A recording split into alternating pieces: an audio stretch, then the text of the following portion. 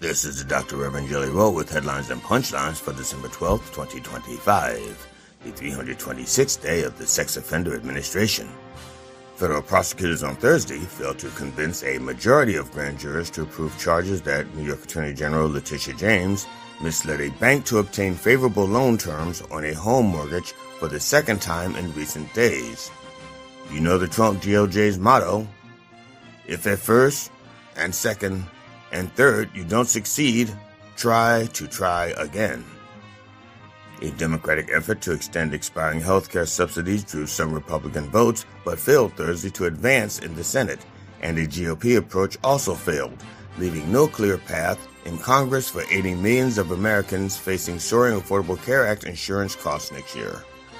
America has the best health care in the world, and Americans are just dying to have access to it.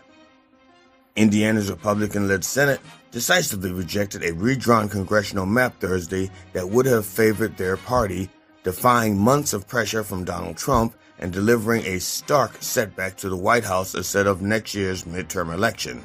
It was overwhelmingly against the proposed redistricting, with more Republicans opposing than supporting the measure. Indiana's Republicans sent Trump a message: Trump can't make us fuck over our constituents. We'll fuck them over when we're good and ready. A federal grand jury indicted the leader of the Black Lives Matter movement in Oklahoma City over allegations that millions of dollars in grant funds were improperly spent on international trips, groceries, and personal real estate, prosecutors announced on Thursday. Black lives may not matter, but black lies certainly do. This has been the Dr. Reverend Jelly Roll with headlines and punchlines for December 12th, 2025, the 326th day of the Sex Offender Administration. Join me live at the Church of Last Resort, Sunday mornings at 9 a.m. Eastern Time on MindDog TV. The opinions expressed on this program are those of the host or guest and should not be interpreted kind of as revved statement of fact. All revved Independent up fact-checking ready. and corrections are encouraged. Yeah, We got a cup of coffee in here, please. possibly. Oh, I gotta get ready to push buttons. That's my job here. Pushing buttons. Yeah. I gotta push a button. Push a button on a guy. That's what we say, you know. Push a button on a guy.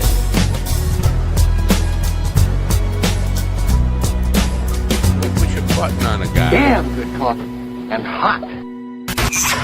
My dog is your mind's best friend. Yeah, well then push a button on a guy.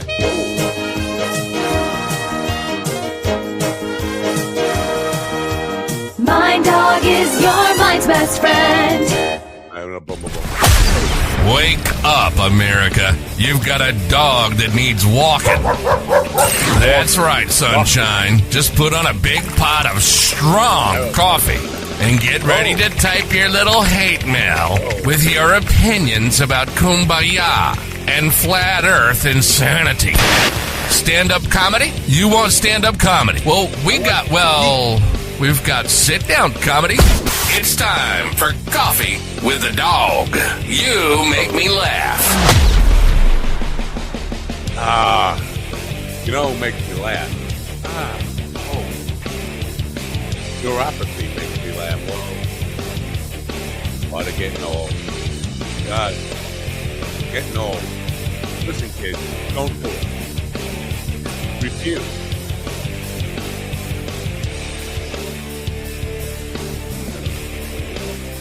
That's getting at all. Not really. But it's head at all. Good morning, you people. How are you? It's Friday. You got 8 hours left to this crummy week, and then you have 2 days, and then you have another crummy week coming up after that. It's just, but Friday's a good day, right? Anyway, it's Friday. I want to say December, right? December 12th, 2025.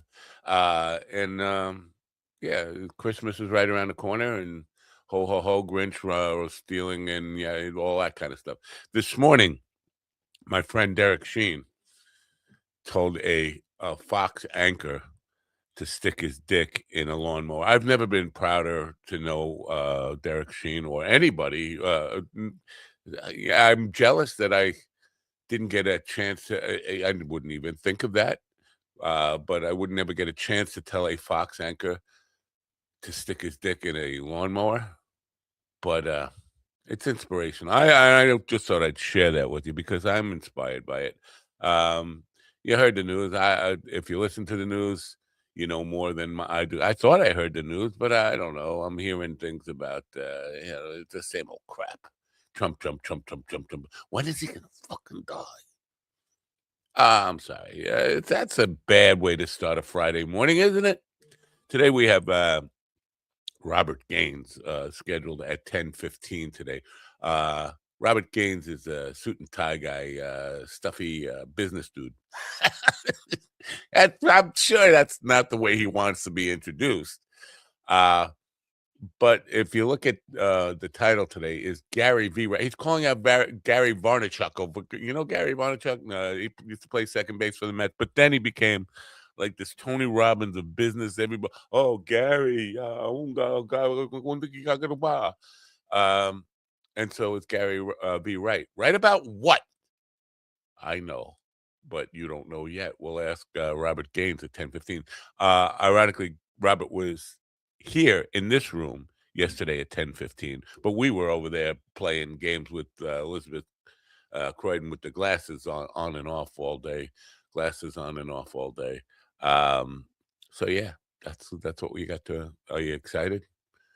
Yeah, all right, just try to keep it under your dress or something, under your skirt. We're gonna play a commercial so I can bring in GD and his friend, who just happens to show up whenever he shows up. And then you know what? We'll probably try to talk for a little while. I'm not going to play you Daily High Club. Why? Because I'm sick of it. I'm freaking sick of it. But I don't have any other commercials really lined up except for this one. Mind Bloom is helping people achieve life-changing clinical and personal breakthroughs, alchemizing both the psychedelic medication, psychiatric care from psychiatric clinicians, coaches, we call psychedelic guides, He's a doggy with a cough. and a lot of content and meditations and programs into this really transformational experience that, because it's delivered at home, costs a lot less and is a lot more convenient for people to receive. All right, Mind Bloom. In the studio with me now, GD's friend who just shows up whenever he wants to, Ron Kane. Good morning, Ron. Morning. And the aforementioned guy. I don't even have anything negative to say about him. Maybe I should start over again. Just GD Fenderson. Good morning, GD. Good morning, America. MindDogTV.com. Order your 2026 Mind Dog quote for the day calendar. Today's quote for the day is, if you think that you're the smartest person in the room, then I haven't arrived yet. Go to MindDogTV.com/merch and make more investments for, the kids. You know what? Yes. Stick your dick in a lawnmower. And break the lawnmower. You know how much those things cost? I don't know. Is it an electric lawnmower? Because now they have these kind of like weird lawnmowers that use like a string or something, right? Like a string. What happened to the old-fashioned blade that would chop your dick off like and send it to the... That's the one you want. A couple of my neighbors have like those, I don't know, rechargeable ones or whatever, and they're so quiet. I hate that. Yeah, they can sneak up on you. No, I love that in my neighborhood, but I hate that in everybody else's neighborhood. You definitely need a Mexican with a loud lawnmower next to you. I would like to have an electric one, but my yard is too large for a Mexican. I'd have to keep changing batteries. Oh, yeah. I remember the good old days when you didn't have the self-propelled and the where it would just cut off. You just pull it. And it starts. It's like, don't get your fucking hand or foot anywhere near that thing. Yeah, one of my friends lost a toe like that. And half a tennis shoe. He was in Krakatoa. Oh, that wasn't that funny. Okay, volcanic. The hot. What are they calling it? The Ring of Fire or something is on fire. The volcanic underwater. All the volcanoes are going off everywhere. undersea volcanoes. That's what everywhere. happens when they sync up their eruptions. It's like having a bunch of girls in the classroom or in a gymnasium. They sync up their periods. That it could be a thing. Like all the volcanoes, it's their time of millennial or something, right? Yeah. All right. Okay. I didn't know you were a gyno. A lavacologist? I was going to say a gyno. Yes, that's what I was going to say. Yeah, I am a lavacologist. Yes. Yeah. All right. So we're off to a flying start on this Friday. You know Gary Vaynerchuk? You guys are big Gary Vaynerchuk fans? I have a small tramp stamp on the small of my back that says Gary V. Yeah, and his movie, This Is the Only Way I Can Come, is such a great. It's a classic. Yeah, it's a classic. The only way I could come is I don't know, business deal. You know, the love of money. I don't know if you know this about money, but the love of it is the root of all evil. Did you know that? Yeah, but not having it comes in a close second. All right. I should say not having it and needing it. Not having any of it. Yeah, the love of it is bad. Not having any of it is and needing it, because you cannot have it and not need it. Like if you know, let's say you live in Pego. What's that island called? Peggy. Shut up, Piggy. Quiet, Piggy. Yeah. Pego. No. Anyway, if you live in a deserted island, you may not need it. Obviously, we're just full of laughs and like making the audience just crack up here. But it's comedy aside. I thought comedy was a side. I know. I thought we pushed to the side. I thought we pushed to the side at 8:59. Was he talking about comedy? When is that stuff? Do you think we're starting World War III, War 4, 5, 5, 5, 7, World War? No? Okay, because listen, it won't get to that point. I'm not saying that there's not going to be conflicts, but it's not going to get to that point. You don't think so? Because we're just going out there stealing oil. Isn't that the way Japan got involved in World War II? Because it was not us stealing. I think China was stealing oil or something. There was oil.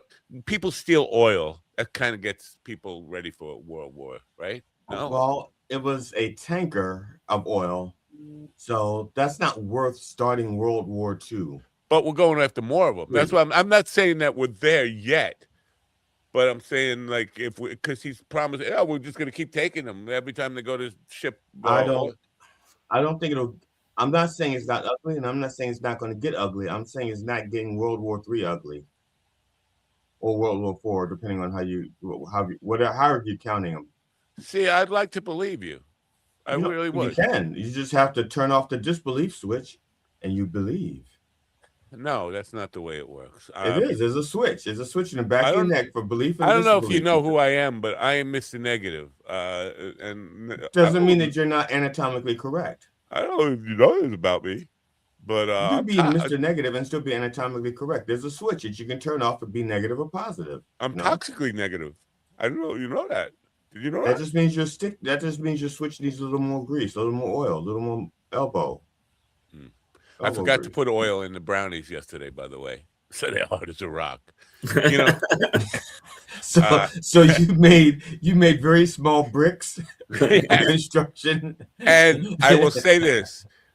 You made bricks for a gingerbread house that people really could live in. They're delicious if you don't care about breaking a tooth. That's all I'll say.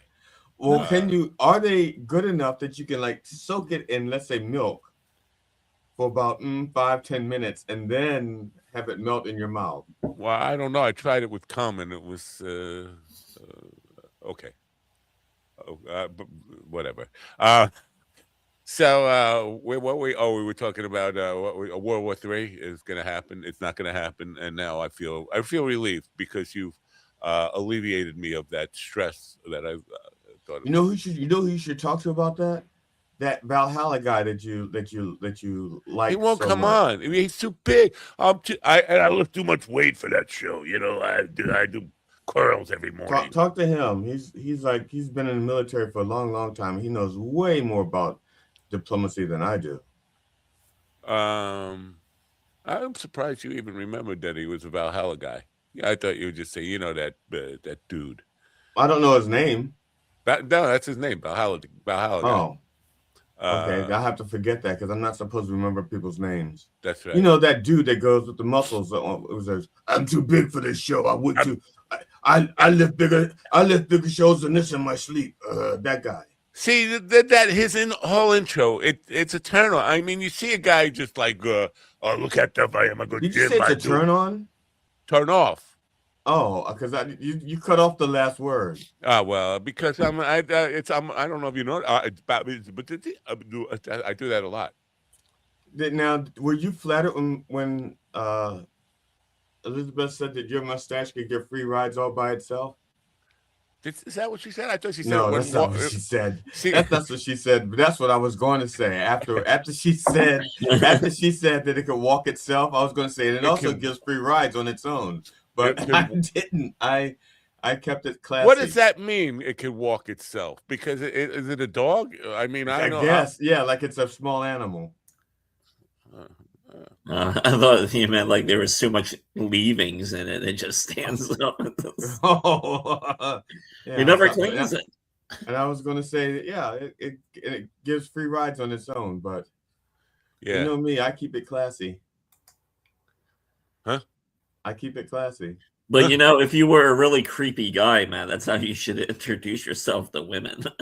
What's that? See this mustache? It gets rides for free, ladies. If. That's Then maybe we can get you a hat with the boobs on it. Oh. Yeah. Maybe a necktie that shapes like a penis at the top. Did you see that? I don't know, on Facebook there every once in a while this picture comes up, a bald guy, but from the back his head absolutely looks like a cock.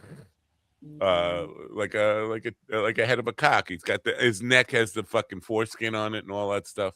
I'm kind of jealous of that. I'd like to walk around looking like a cock. I would just like. Are you kidding? You have it so much better. You're a dick. You don't have to look like a cock. You're a dick. No. I mean, Stephen Miller kind of looks like a walking penis. Doesn't he? But this guy looks like really one. Like it. Yeah, like he got caught in a zipper or something. Yeah. I could take Stephen Miller serious if he had like pre-cum dripping out of his head constantly. Right. He just does. Stephen Miller. Somebody should distract him long enough so somebody put a dollop of shampoo or conditioner or mayonnaise or something on the top of his head, so he does just so he doesn't know it. Yeah. So Beeves' painting hasn't arrived yet, and now I look like a bad guy. You have a tracking number? No, I don't have a tracking number, but they email me and they did say there were. Now, how did it get? It's going from New York to Michigan. Somehow it went to El Paso, Texas. Right. Why? Why would you go? Because packages, when they fly, they have hubs. They go to a place where they hugs for packages. Yeah, they're like any other airline service. They have a hub. So yeah, they have a centralized hub when they go there and get kind of rerouted to, last I checked, they were blaming it on weather. Like, has there been? You guys see? And they say it might be severe weather where you are. Well, you said it went to Texas, right? It went to El Paso, Texas. Yes. What happened? Aren't they having like a winter event in the northern part of Texas? I don't know. I don't know. The Midwest between Texas Texas and Michigan? That's exactly what I'm asking. Like, I didn't hear. It's not in the news, or maybe it is in the news, and I just missed it. I think it is in the news. You just don't listen to the news. You listen to TikTok and things that aggravate you. I don't really. I've never been on TikTok except to anytime I'm like publishing there is the only time I'm there. I'm not a TikTok guy. But your point that I don't listen to real news, I listen to social media nonsense. Yes, that's a valid point. But you would think even on social media they'd be talking big snowstorms in somewhere in America. If it doesn't track, they're not going to talk about it. Or maybe they're talking about it and it doesn't have any traction yet. I talk about lots of shit that doesn't get any traction. You talk about stuff? I didn't hear you talk about shit, not stuff. I talk about shit. Oh. I don't give a crap about stuff. Oh. Alrighty then. So I reached out to Frank Vignola. You know Frank Vignola? Of course, that's the Valhalla guy, right? That's I know Frank. Yeah. There's several Frank Vignolas. That's why I was testing you. So. There's one who's a comedian. There's one who's a guitar player, and there's one who's like a filmmaker or something. The one who's a comedian, this one, he's going to be at the Church of Satire on December 27th. So, and he's a Long Island guy. So I reached out to him. I said, "You want to come on the show December 26th, the day after Christmas, to promote your show?" "Oh, that's a tough week, Christmas week." Well, why did you? If it's a tough week, why did you book a show? Oh, don't worry. I got plenty of friends in the area that'll come out in Hanover, Pennsylvania. Nobody's got plenty of friends. There's one guy, and it's Jim Bryan, right? That's the only guy who. No, now Jim. I can't remember his name now. I'm sorry. I have to. This Jim is from so Taxi. No, I have to look up his name in my contacts. Jim Florentine. Oh yeah, Jim Florentine. He was there, and according to Jim Bryan, he's sold the most tickets of any one person there. Wow. Yeah. Now I'm not certain because Jim books this guy whose initials are MC, who I don't want to say his name because he's been nothing but a dick to me. But I think I may have a show that has to go through him to get approved. Nothing but a dick to you. Yeah. Unlike me, I've been something other. Yeah, but you're not. I don't have any shows that are going through you. You do. Oh, I'm okay. I didn't know. You have a show going. You have a show going through me, right through me. Oh, and it hurts. Right to your soul. Yeah. So that particular guy, the venue holds about, I guess, 60 seats max or something like that. Maybe about 60 seats. And so this other comedian gets like 40 people consistently. Well, when are you going to get Jim Florentine on the show? I want Jim Florentine on the show because I have to reach out to him again. I've already reached out to him once. I didn't want to be. That's how you reach out to him, and you tell him to turn. No, that's how you reach out. I use my phone. I reach out like this. I take a picture and I send it. Oh, I use my phone. Dating game. Oh, dated game. Where's this bot coming from? Bot town. Hey, what's the purple thing? Twitch? I don't know. Yeah, I guess purple Twitch, right? Boy, I don't. We write a book over there. What the hell? No, we're not buying any Discord, Baba dude. We're not buying bots. No bots. We're botless. We are the botless stream of. But I was gonna reach out to. Well, this is what's so fucking annoying to me. I mean, when I go to clubs, and I'm gonna say clubs plural. When I make contact with either the headliner or the feature, if they're good, and I invite them onto this show or any other show, they have like no follow through. It's like you are in the business of promoting you. What why if you think you're good enough to be a headliner and you are headlining, you should want to promote you and maybe get to other venues as well. Right. Yes. I would think that. But the number of there's like a wild wolf in my house attacking people. And same with people who have club owners. I've people small clubs, trying to get them to get on the show to promote their clubs is like trying to pull my own teeth. I'm not doing it. I know, and you know what? You're right. Why do we have to work so hard to give people a chance to just fucking do some free promotion for their fucking gigs? And why do I keep saying fucking when I don't have to? I don't ask Ron. Ron is a promoter. Ron would, if you did not know about us already, and I reached out to you and said, "Hey, look, Ron, I want to help promote Ron Kane Comedy, Two Kane's production. Do you have a couple hours or an hour out of your life? Maybe." See, that's the problem. I figured out the problem right there. I just say a few minutes, and then we keep them for an hour. Well, I'm just saying. Actually, I don't even tell people about the time. I just say, "Would you?" I'm involved with the show that's digitally live, blah blah blah, and You stole my blah blah blah. Yeah, but you should tell them that it's like about an hour. Say like, hey, come spend an hour with us talking about. Well, if they say yes, if they say they're interested, then I tell them it's about an hour, and then I tell them they can schedule. I show them how they can schedule themselves, give them the link or whatever, and I show them that stuff. Yeah, but you should let them know up front, like what time, time commitment they were looking at. Well, I tell them it's a morning show from 9 to 11:30. Oof, morning. Eastern. Morning. I do say that. I do. I gotta get up in the morning. I let them know that up front, and if they seem interested, then I'll add other details. Like about you can pick your time segment, blah blah blah. But would you, let's say, if you told me you were interested, would you actually follow through? I would think so. Yeah. And what would stop you from wanting to promote your brand? Listening to the show once, right?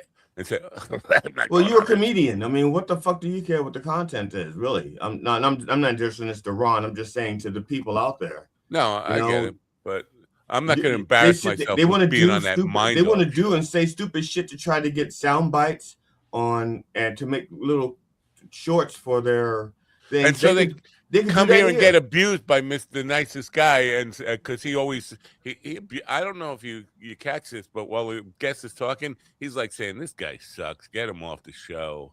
And I don't. Maybe they pay attention to that. I'm not going to go there and get abused by somebody who calls himself the nicest guy who's saying, "This guy sucks." Oh man, what a boring guest. When are you going to get a good guest?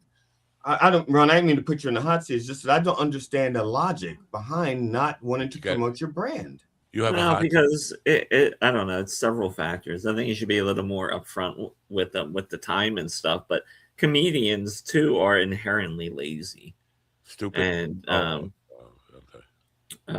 yeah, and even like some clubs and stuff because they want to get comics with these large followings because they're hoping that they can piggyback off of that shit. And there's so many different factors at play now.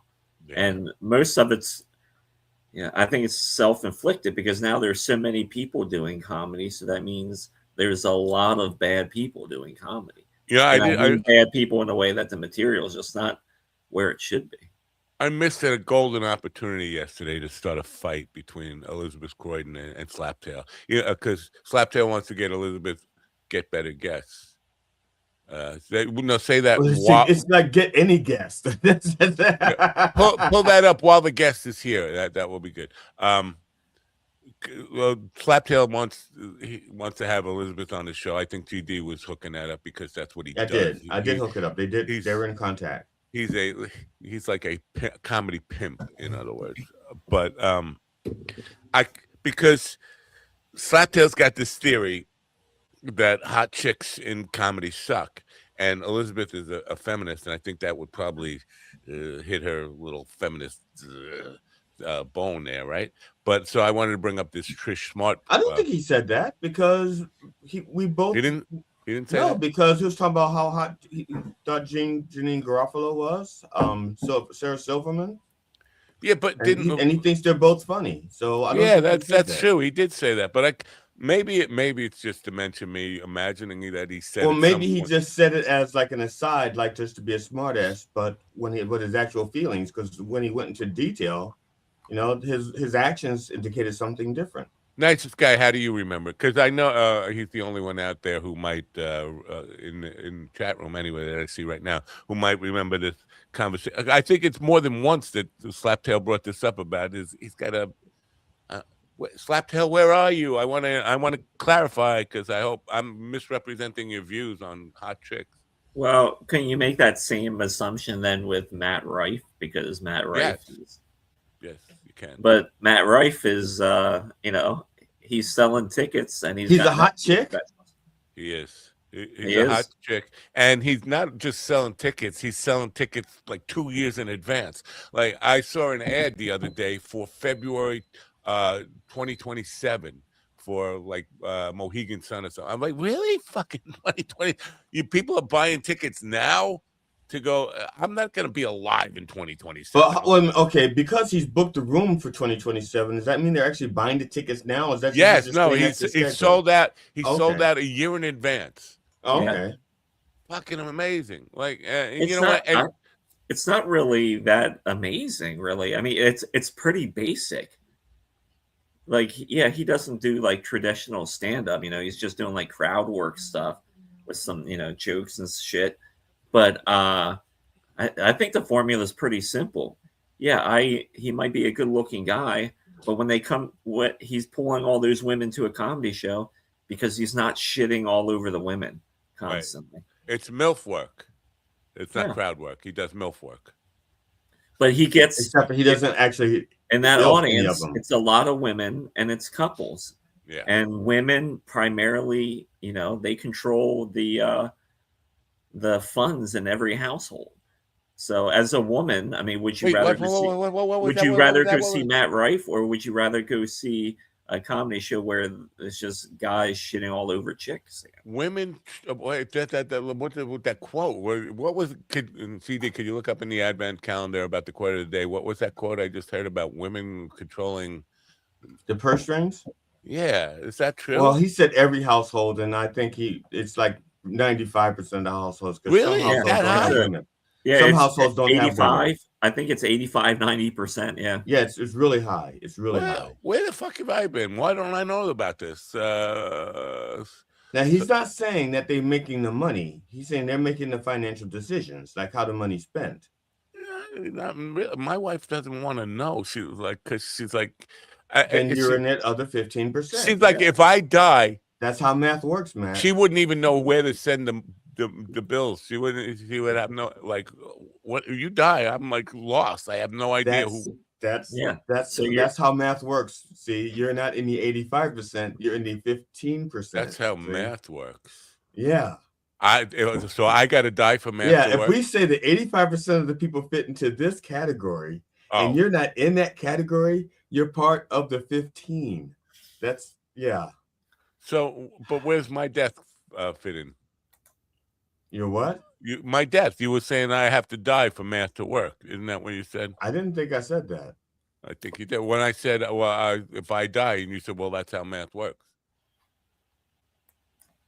I was referring to, you're saying this is, I wasn't even listening to what you were saying. Oh, join the club.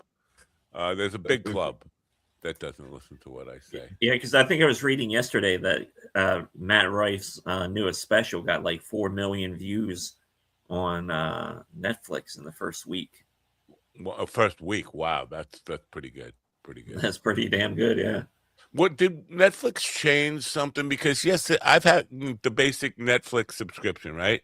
And yesterday after the program, I went to look at Stand By Me, and they were like, you got to upgrade your subscription to $29 a month now from $15 to see Stand By Me. I didn't get that with other things that were on Netflix, but I didn't want to watch them. I wanted to watch Stand By Me because I wanted to verify some things that were said. That actually some things that were said were not true. Not true at all. Somebody said that it was Slaptail who said Will Wheaton was the main character. Some girl named Tracy Lords was the main character in the one I was trying to watch anyway.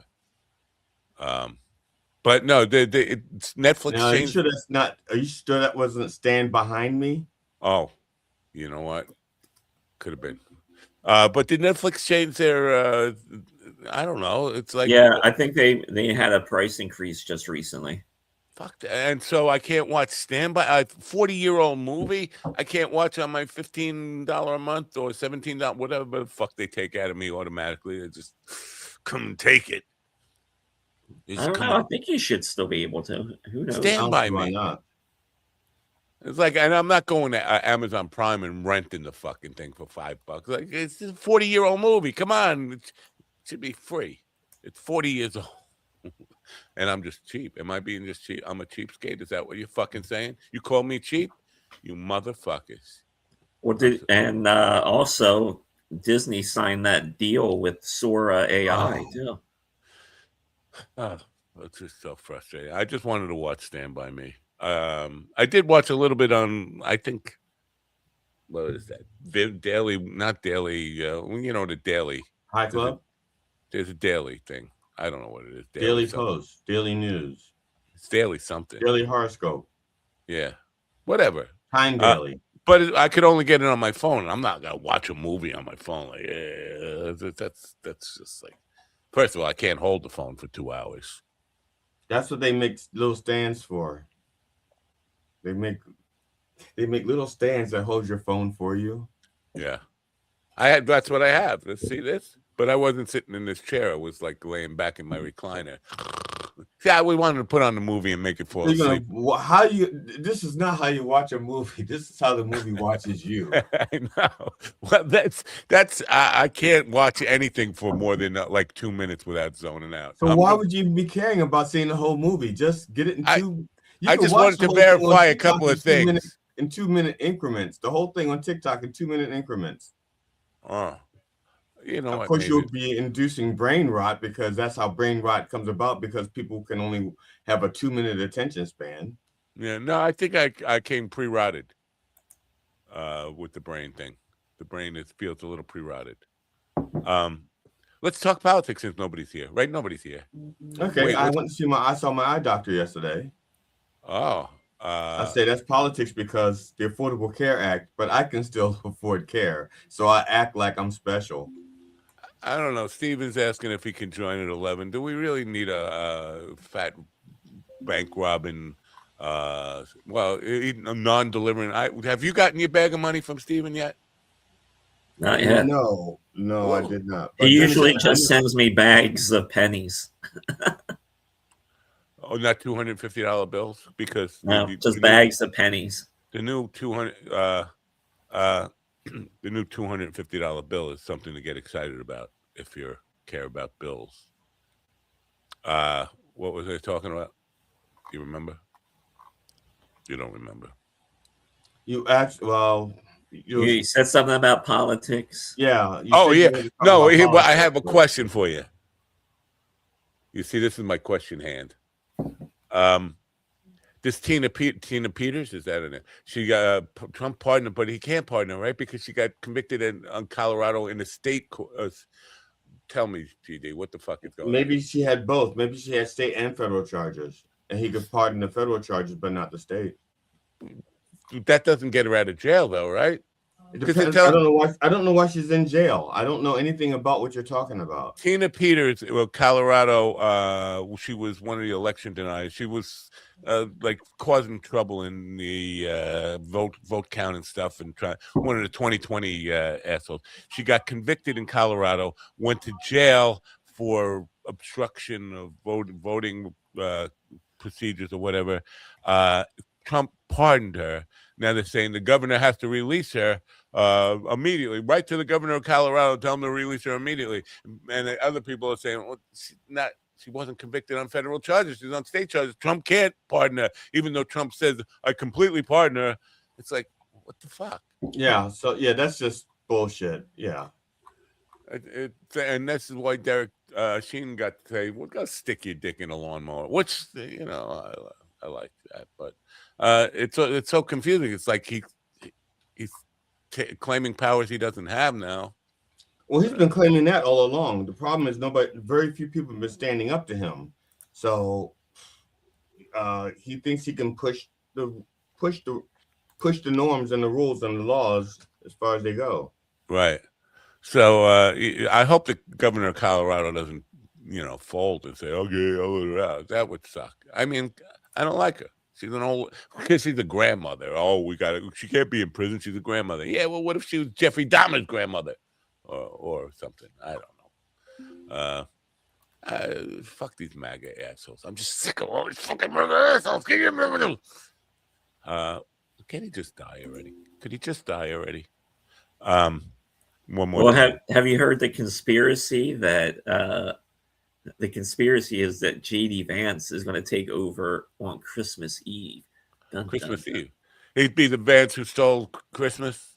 Yeah, that's I think that's a conspiracy theory. I didn't hear that one, but Christmas Eve though. I mean, it's not like I don't think that would have. I mean, you never know. I mean, it's just a good day as any other, I guess. But I have thought that was the plan all along. The 25th Amendment. This guy, he's fucking crazy as shit. But let's get him out of here. I thought Peter Thiel's plan in installing Vance, that was it. But you think about it.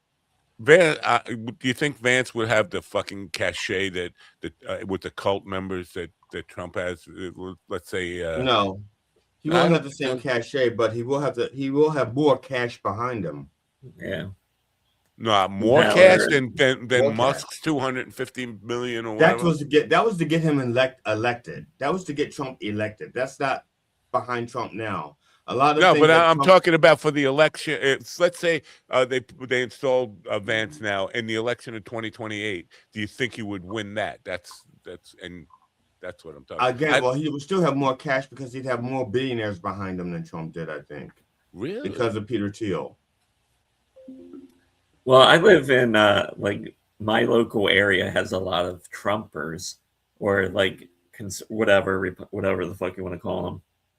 And yeah, but lawnmower dicks, that's what I want to call them. A lot of those people are actually starting to like change, because I'm actually hearing a lot of people on both sides in that place that are like, fuck this guy and this administration. Like everyone he's done a great job of pissing both sides off. I think that's what I said to one of these Fox anchors on Twitter this morning. I said, even the imbeciles, and they're not buying the lies anymore. You can't keep telling people prices are going down, and they're running out of money every fucking week. You can't. And not only that, he tells them, you don't need this, you don't need that. Meanwhile, every piece of fake gold or gold that he can find, he attaches it someplace on a wall in the White House or in his private home. Yeah. But he says, you don't need pencils, you don't need dolls, you don't need healthcare, but I do need gold to decorate things. You don't need more than 2 pencils, but you do need a Trump phone that won't get delivered, but pay up front for $550 and it'll be gold plated and it'll never get delivered. That's what you need. Anything with, Hunter Biden made money off of Joe Biden's name. Yeah, well, what about Barron? Barron is now it's a pretty good scam. Sell shit to people that can't take responsibility for their own lives. Yeah. Then take away all the consumer protections so they can't do shit to you. Yeah. And they love the socialism with the farmers, don't they? They love that whole. Actually, for the most part, the farmers don't like it, and the reason, and this is, there's some farmers who are taking the relief, but Trump is setting aside $12 billion of relief for the farmers from the tariffs. Okay, the farmers have lost $40 billion. Right. Okay, would you be happy if you? And I think. And I could be wrong, but I think it's 1,800 farms have gone into foreclosure since the tariff started. Big farms, too, not just family farms, like Tyson closed down. I had to check. I may have the decimal point in the wrong place. Yeah. But yes, yeah. So there are a lot of farms have gone belly up. But let me just check my MAGA math. Hold on, MAGA math of 40 billion, 12 billion. 12 billion is more than 40 billion in the new MAGA math. By the way, the economy, A+, but it's Biden's economy. Well, I think Trump has 2 different economies. I think if you ask Trump, the Biden economy is really sucky and it's terrible, and that's why everything is bad. But Trump's economy is A++++. See, he didn't make that distinction. He just said the economy. You make that distinction because Trump's economy supports the rich people, and the rich people are doing very well. Now, Biden's economy was trying to help the middle class and the poor. That's not doing so well right now. What is this middle class I keep hearing about? Is that a thing? It's not a thing. It was. It used to be a thing. They're like dodos, dodos and woolly mammoths. Willie, did you say woolly mammoth? Because I heard the Woolly Mammoth is got to go fund me to go and reasonable Republicans. That's All right then. Yep. Yeah.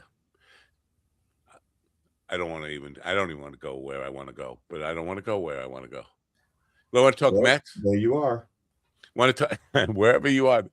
Groceries? That's a word I invented. The cost of groceries are down. Yeah, he's in the room now. You can ask him, Matt. He's in the room. You wanted him. He's there. Who? Slaptail. Slaptail. Slaptail, did you say? I thought that was the nicest guy saying that. Slaptail, did you say something about hot chicks not being funny or something? My dementia, it comes and goes. But I think I remember.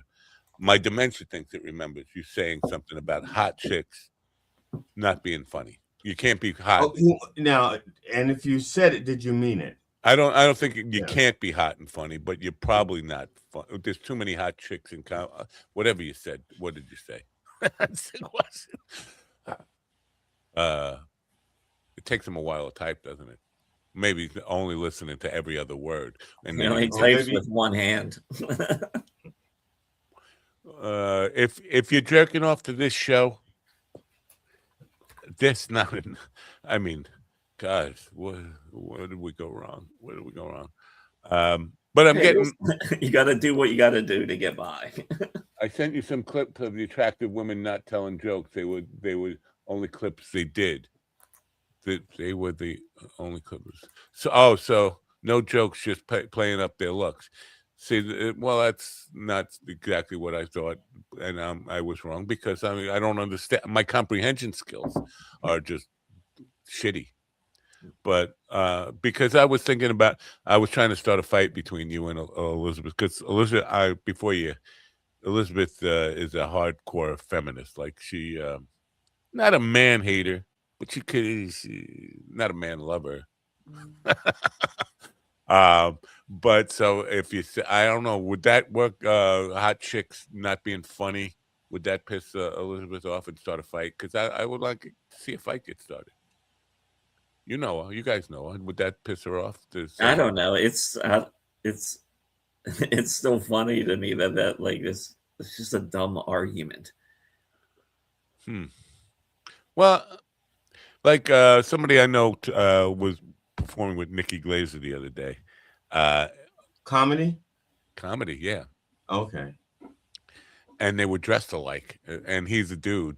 And I was like, well, that only works in some instances because sometimes she comes out in skirts that basically you can see her pubic hairs hanging out. She's one of these people who's trying to act, I don't know, I'm going to say she's a slut on stage. She talks about swallowing cum. Her comedy is about cum swallowing.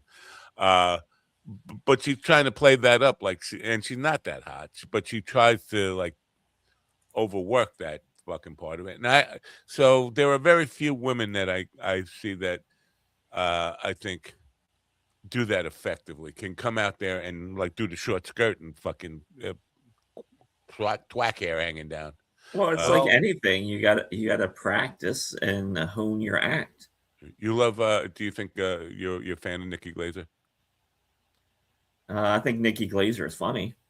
And she's probably one of the best roasters out there right now. See, that's all I was about to say because I think she's very talented, very funny, and I think she is. Yeah, I think Ron and I are like on the same page on that one. Well, hold on a second, because I seen her on the roast, and I would agree that I think she's very good, but I don't think she's writing that stuff. Because when I saw her stand up, it was totally different than her roast stuff, and her stand up is. But it would be different. Yeah, it would be different. Right, but I mean, different in a way that I'm not laughing. That's the way. Well, when she's doing roast, I think there's funniness there. When she's doing her stand up, I'm just hearing her talk about swallowing cum, and. I think I would disagree because she's funny, whether she's doing stand up or fucking roast. She can do it, and she may be very attractive, and she does. I don't think she is very attractive. I think she tries to slutty it up. She's not good looking. Do you think she's good looking? Is it just me? Am I wrong on everything here? I'm not saying you're wrong. I'm just not you or Ron, who just said she was good looking. Yeah, She might not be your thing, but yeah, she is attractive. Yeah, she's attractive. Yeah. No, she's definitely not my thing. Then that's all I'll say. She's not my thing. She's your thing. You can have her. No, she's not my favorite female comedian, but I think she's funny. I mean, yeah. Now, GD, have you ever seen her stand up, like other than the roast? I've seen her stand up specials on television. I've never seen her live. All right. You actually invested time in to check out her stand up. Wow, I've invested time. I've watched a lot of people's specials on television. How come you never know who they are? I don't care about their names after that. But you remember Nikki Glaser, so that's a good thing for her, I guess. That I've seen her so many times that there's an imprint. I've seen her on Bill Maher. Times. Yeah, every special that comes out of anybody, more than likely I'll watch it. Wow, that's a lot.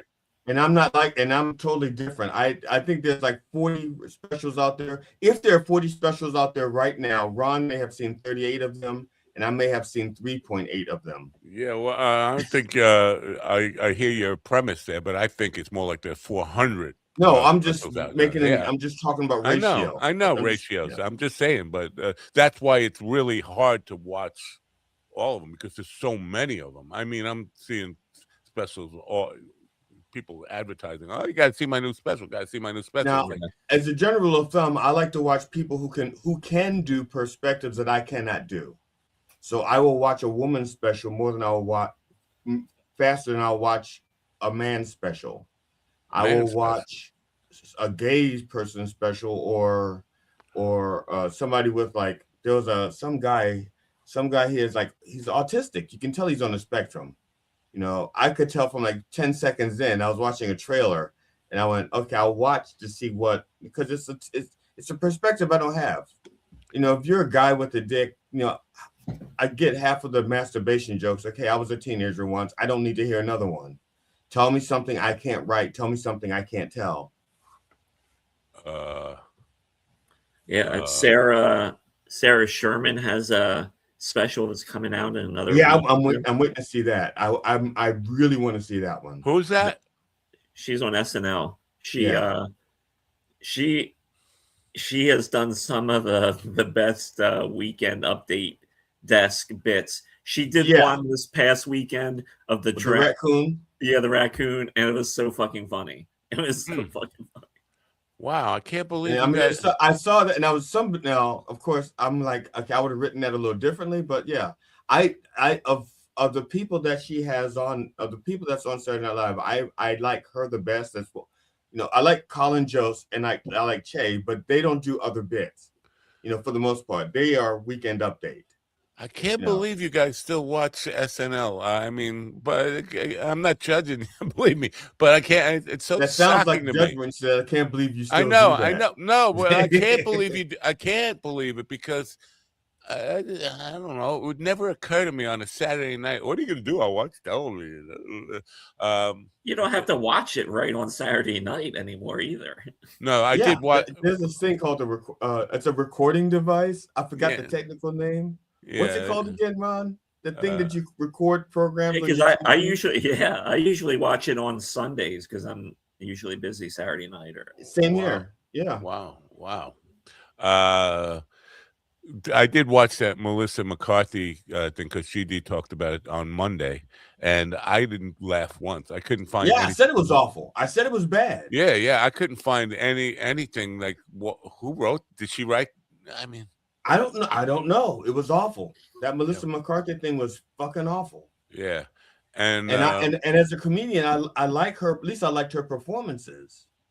You know, I've never seen her stand up. But see, I was under the impression, and this is because I'm old and I only remember it from the 1970s. But I thought like the hosts got a lot of help from the staff on writing that stuff and putting that. It seemed like she was, I don't know, she had written that whole thing herself. Like it seemed like an actor, right? I think it's both. I think it's both.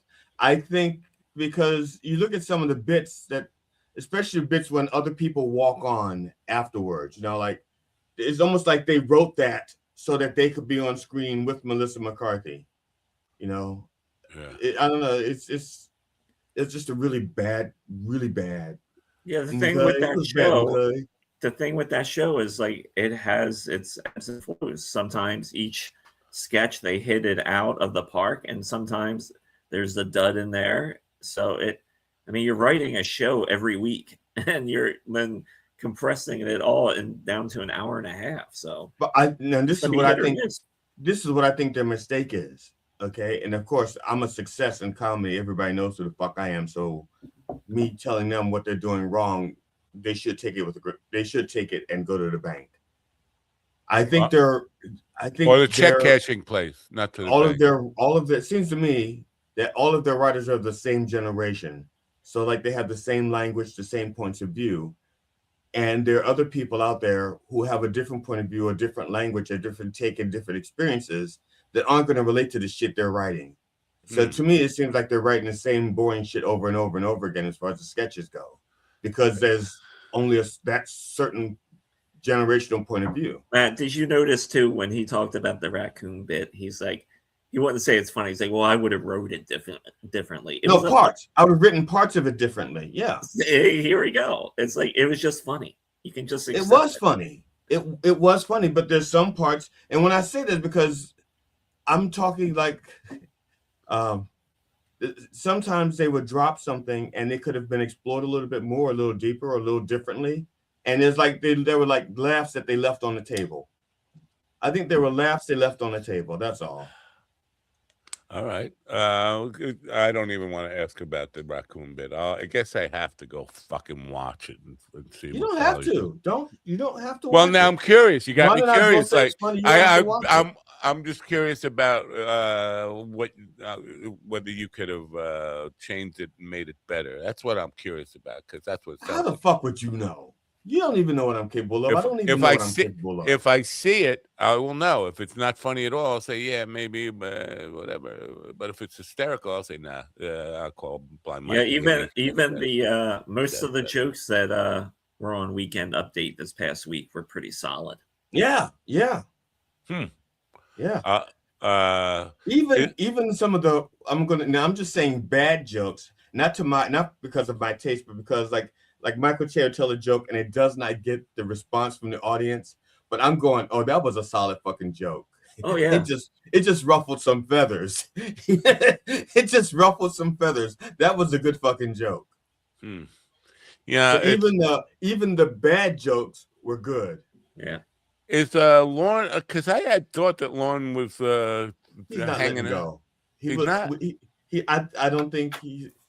I think he was on his way out and he looked at his savings account and went, "Shit, I need to do this 3 more years." He's got to be like an Elon Musk bank account. No, how much money you make and how much money you set aside are not the same thing. You can make a lot of money and piss it away. I don't know that's his case. I don't know why he stayed. I think he should have left at 50 and given it to Tina Fey. But that's just me. I think she's still going to get it, and I think he's just training his successor right now. Because he's older than me, right? He's probably in his mid-70s somewhere. I think he's 80. 80. Oof. I think he is 80. Let me double check that. But yeah, because he had he had a career before Saturday Night Live. He was like a writer on the Carol Burnett show and stuff like that. Yeah, actually, I just read the Lauren Michaels book a few months ago. 81 years old. 81. So yeah, you can't. Clock is ticking. You know what? At some point, you want to stop working, don't you? Don't you just want to not have to work? At 81, I would love to. Yeah. 81. I don't know if you like doing it. I guess. I mean, it's not like he's running a country. That's true. It's a different type of job. No, I get it, but there's still a lot of pressure. A lot, for an 81-year-old guy, it's like, who needs this fucking aggravation? We fucking writers. Well, the way he has his life set up, it's not that crazy. All right. It's really not that crazy. It's 81. I just thinking 81. If I make it to 81, it'd be a miracle. First of all, Yeah, because there's been talk too at like one time it was talk about like Keenan Ivory Wayans taking over SNL. No, I don't think. No, again, I don't know him that well. I don't know him at all, but from my impression is no, he's not ready. Let me see your impression. You said from my impression. I thought you do a Keen Wayne. I mean, he's been there for 20 years, but Yeah, what was the last thing he in Living Color, right? And then he just so that's not like Living Color.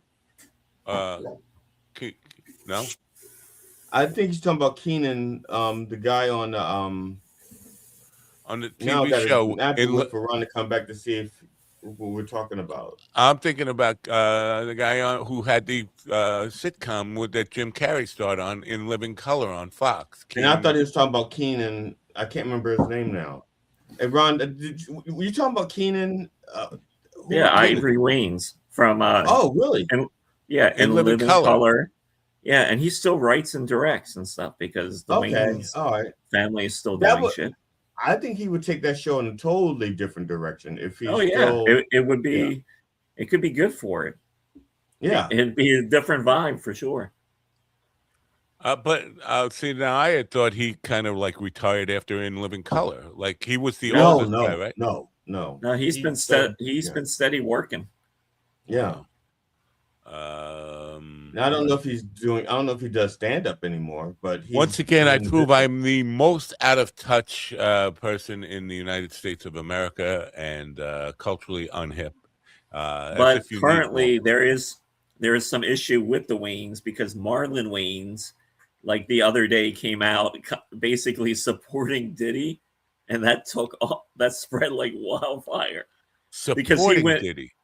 Yeah, he was on this show, and he's like, they were talking about this Diddy documentary, and I'm making my way through it, and he was basically saying, well, 50 Cent came up with this narrative. There's this narrative, so you can kind of say what you want, and we were like, what are you fucking covering up for? It's fucking weird. I heard some stuff about 50 Cent, but I thought he was taken down. Did it now? What could be the defense of it? It's okay to baby oil, lube up, fuck little boys in the ass, whatever, or just mass rape. The defense there doesn't seem to be. I can't think of like how do you defend Diddy? How do you? Maybe not defending Diddy, they're justifying their own behavior. I don't know. And also, when you have as many people in your family as the Wayans do, there's going to be a Trumper. There's going to be a person to defend Diddy because there's too large a sample. Well, there's some belief that he was at the freak offs and things like that, and his relationship with Diddy and things like that. By the way, Netflix did not want to charge me to see the Diddy thing. They want to charge me to see a 40-year-old movie. Like I don't have to pay. Strange. Yeah, it's fucking weird. Maybe they don't actually have outright rights to show it. They have to pay. Maybe they pay extra for it. I don't know. They definitely changed something with this is ad free. This is without ad. Like they have different levels now that you buy in. It's like it was always just $15 a month, and I get to watch anything on Netflix. Well, I don't like it. I don't like because they're buying up Warner Brothers, and now they're already. Hey, you got to pay for that merger. There's mergers. Since the Arab nations want in on it, because that's not Paramount. They don't have the money. They have a lot of Arab money backing them. They don't. Paramount doesn't have the money to make the hostile takeover. And then Trump wants to weigh in, and Trump is going to side with the Arab money. He should buy Kick or bots from Kick. What is with this Kick stuff? Kick staff. Kick yourself in the staff. That's what I say. Well, I was watching this video, and there was this guy explaining this Netflix deal with Warner Brothers, and his point is because Netflix is HBO is a main competitor with Netflix.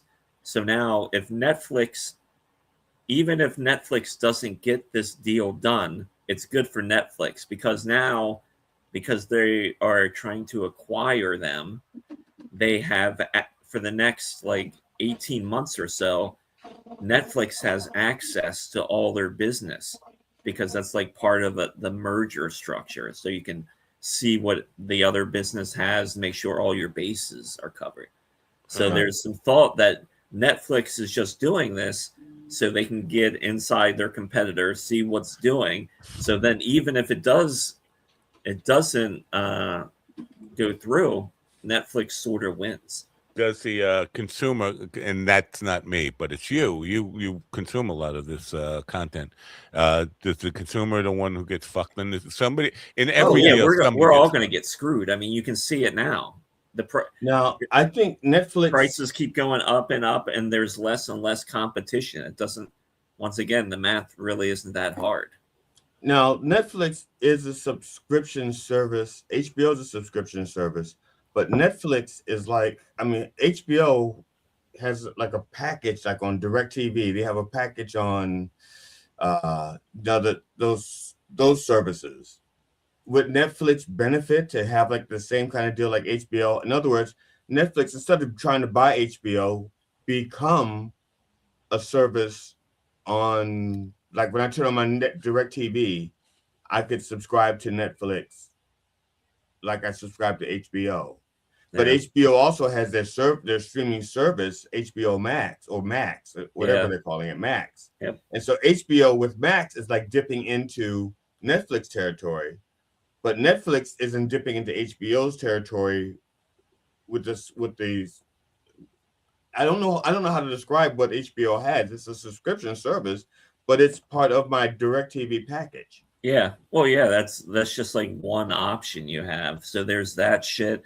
And like Hulu was bought by Disney, and Hulu is going away because that's being absorbed into Disney. Whoa! I didn't know this. When did that? That's been a while. Yeah, like the past year or so. Yeah, Disney also owns ESPN, so now Moana gets to play football. And Disney also owns 60% of the box office. Wow. So yeah, you know what? I feel like if I start investing all these things, I'll guilt myself into having to watch more television, and I don't want to watch more television because it's like a gym membership. If I gotta go, I'm spending money on it, and then no, I don't want to go to the gym. I don't want to watch television. I don't. Oh my God! Give me a sense of what your pay television bill is every month. Like $150 for streaming services. What, up 200? Wow, up 250. Wow, a little bit less, but mine's probably like 110. I think. So you basically tell me I have to give up weed to watch television. Well, then too. I mean, yeah, there's the services, but then you got to count. Well, then if you add in your internet on top of that, add in the weed on top of that. The weed, come on. And the funny thing is, in the 1990, if you had told me I was paying for that, I just said you're fucking crazy. Well, I was one of the guys telling you were going to pay, because when I was at Cablevision, we were predicting people would pay like $500 a month for television and we were really aggressive. We were saying by like 2005, we were expecting people to pay everybody to have like a $500 a month cable bill or television. I know, like when XM came out, I said, "There's no fucking way." I said, "I can't." I said, "Well, I wasn't going to buy XM." And what caused me to do is because the job I had travel. I had to travel a lot in my job, and I drove to all those places. And I was tired of radio station after radio station when you get into the middle of nowhere, just being Rush Limbaugh talk. Like, what the fuck is this? I'm in the middle of, and I'm going to be driving through this no man's land for like 4 hours. So it is so much worse now, because that used to be. I mean, the talk stuff was almost limited to AM. There were a few stations on FM that were doing it, but now if I turn on a FM radio and I scroll up and down the dial, I can't find one thing that I can listen to for 2 minutes, and then I like fuck it, I'll just listen to the music in my stupid head because it's just a lot of talk stuff and screaming and politics, sports, and just nonsense on FM radio now. It's like, what the fuck, man? And so the people who are like investing in commercials on this stuff, I can't think terrestrial radio is long for this world because nobody's listening to that shit. Yeah, somebody is, I guess, apparently. Yeah. My wife still has it in her car. Yeah. My wife does people not still like the radio, but yeah, I think you're right, man. I mean, as people, age out of it, it has to be less and less. Yeah. Because my kids don't care about radio or listen to radio at all. Oh, I caught on YouTube the other night a Gen Z music producer listening to the Beatles for the first time and like analyzing. Now, the first thing that struck me, he's doing every Beatles song. It's like, how's this guy not getting a copyright song? I know he's talking about it over but he's playing every Beatles song. I'm like, dude, YouTube would be fucking me in the ass hard. Like, maybe he's not monetized. Maybe that makes. Oh no, he's definitely monetized. He's got okay. Then I don't know. Doesn't ASPAC cover that? You would think you can buy a sync license. This is the thing I want to bring up with Professor Iraq and Rick Beato and all these guys who are always complaining about copyright strikes. You're making a fucking $1 million a month. Go buy a fucking sync license and stop fucking complaining about it. Especially Beato. He's selling his books on top of it. He's using like copyrighted work on his channel to bring in users and then using that space to sell his books and then whining about, they want money from it. Fucking, look at your fucking analytics here. Anybody can do this. The guy's making like $700,000 a month off his YouTube channel. He can afford a fucking sync license and stop whining. Absolutely. And that's on top of what he's getting for his dopey books and courses and stuff that he sells.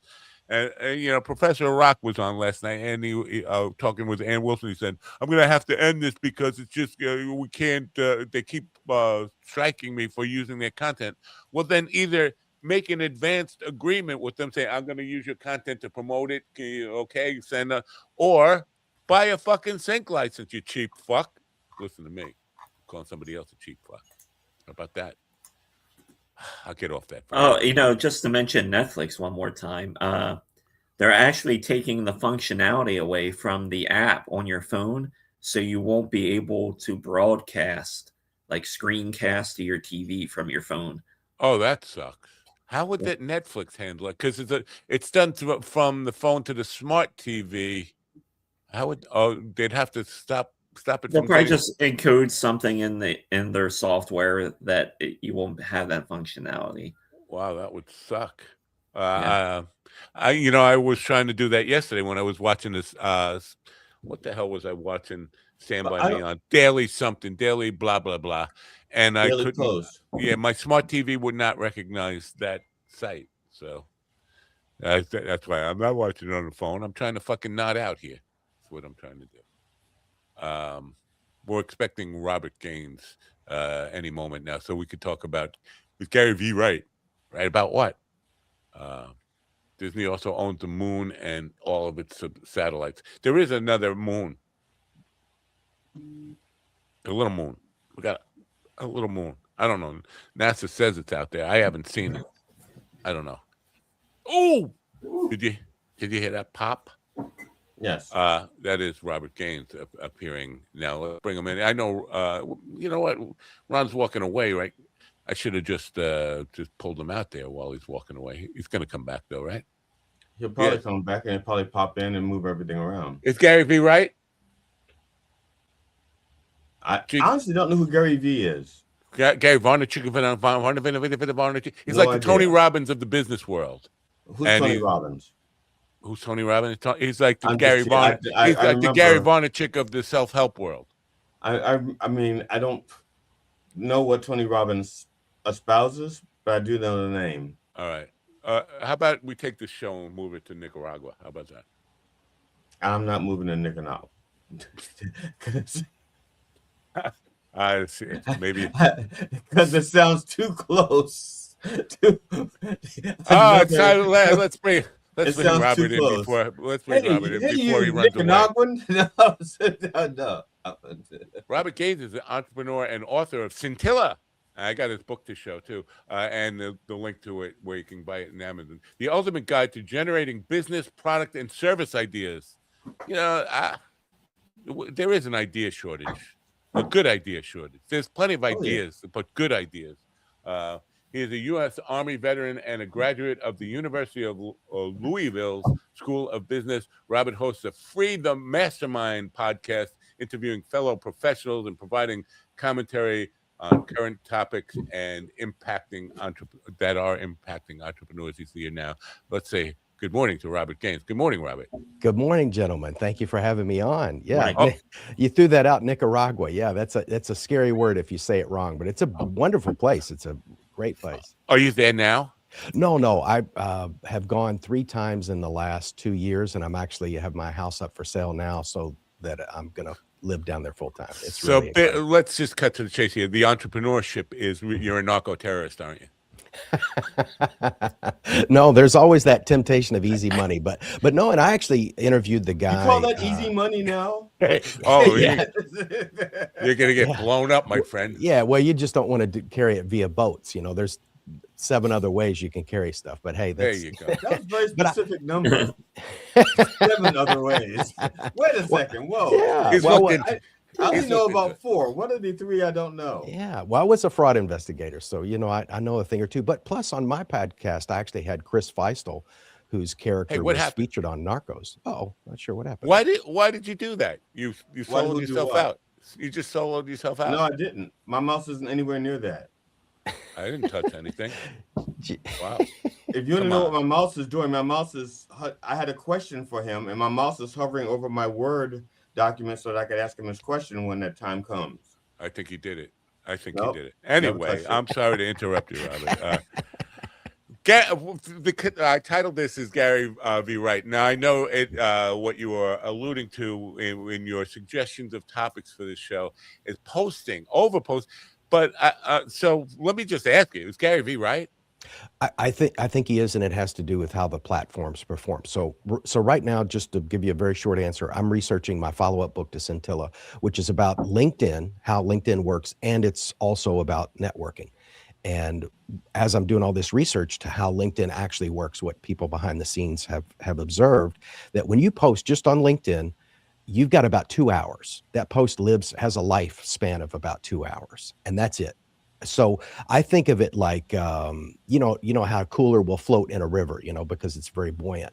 So Gary V's thing is you got to constantly throw things into the river. So he says a minimum you should be posting on every platform that's relevant to your audience 5 times a day. That's the minimum. That's the bare, which is a lot. You're thinking, my God, that's a full-time job. Well, that's what he's pushing, but it's only a 2-hour window. So that little cooler has about 2 hours to float down the river and for people to see it. And after that, it's gone. You might get 1 or 2 views down the line a week or 2 later if something's really relevant.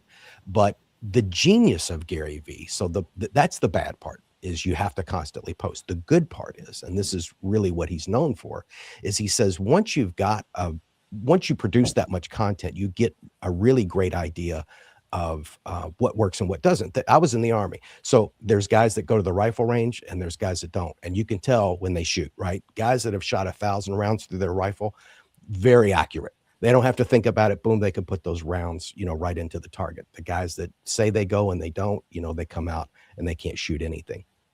He's saying that once you find pieces of content that work, you then turn those into advertisements. So same thing with your podcast. Some shorts work, some shorts don't. And Matt, after you, let's say, post 100 shorts and you find your 4 or 5 best shorts, well, that becomes the promo for your channel. So you're just showing the hits. That just to give you a very small example of how Gary V thinks. Yeah. Now, my question is, what happens to all those coolers once their 2-hour window is up? Where do the coolers wind up? Well, in LinkedIn, of course, they're always there. You know, there'll always be this body of content. And when people get very interested in you as a character, like when I got on Matt's channel, I had a recording studio. So I went right to his music, was playing his songs, and then I went right to the solo, and I was like, wow, this cat can, you know, so I got excited in his ability to play guitar because that speaks to me. So I'm interested in his channel now for the music. So I went back through his catalog. He's got videos up that been up 15 years. So now I'm, you know, snacking on really old content. And when people kind of catch fire and get interested in what you're doing, that's what they're going to do. They're going to go dig back through that old content. So it's there for people to enjoy. So it's good to have a lot of stuff. Would you rather have a Netflix subscription and they got 2 movies available, or 1,000 movies? So that's. I appreciate the nickel, because you're the guy who's been watching the old music videos. I started my YouTube channel basically just for the music, and never envisioned it being a podcast channel. And now that's kind of what it's turned into. But I'm going to just come back to your point about the Gary V strategy.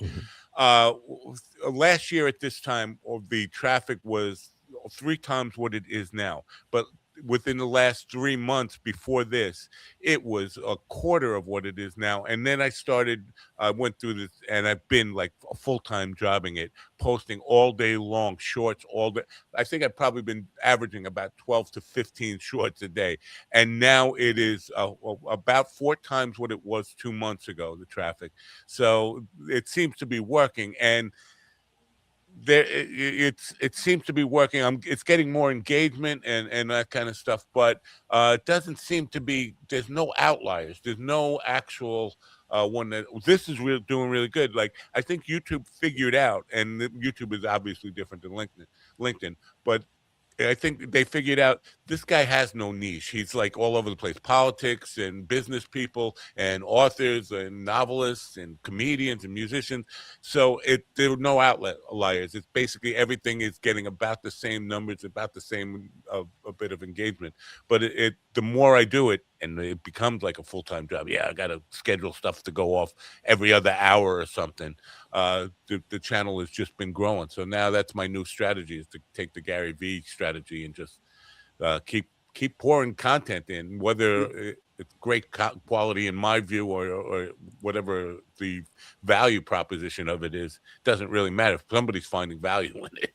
So. Yeah, you just got to be careful, because like on Instagram, they recently changed their algorithm.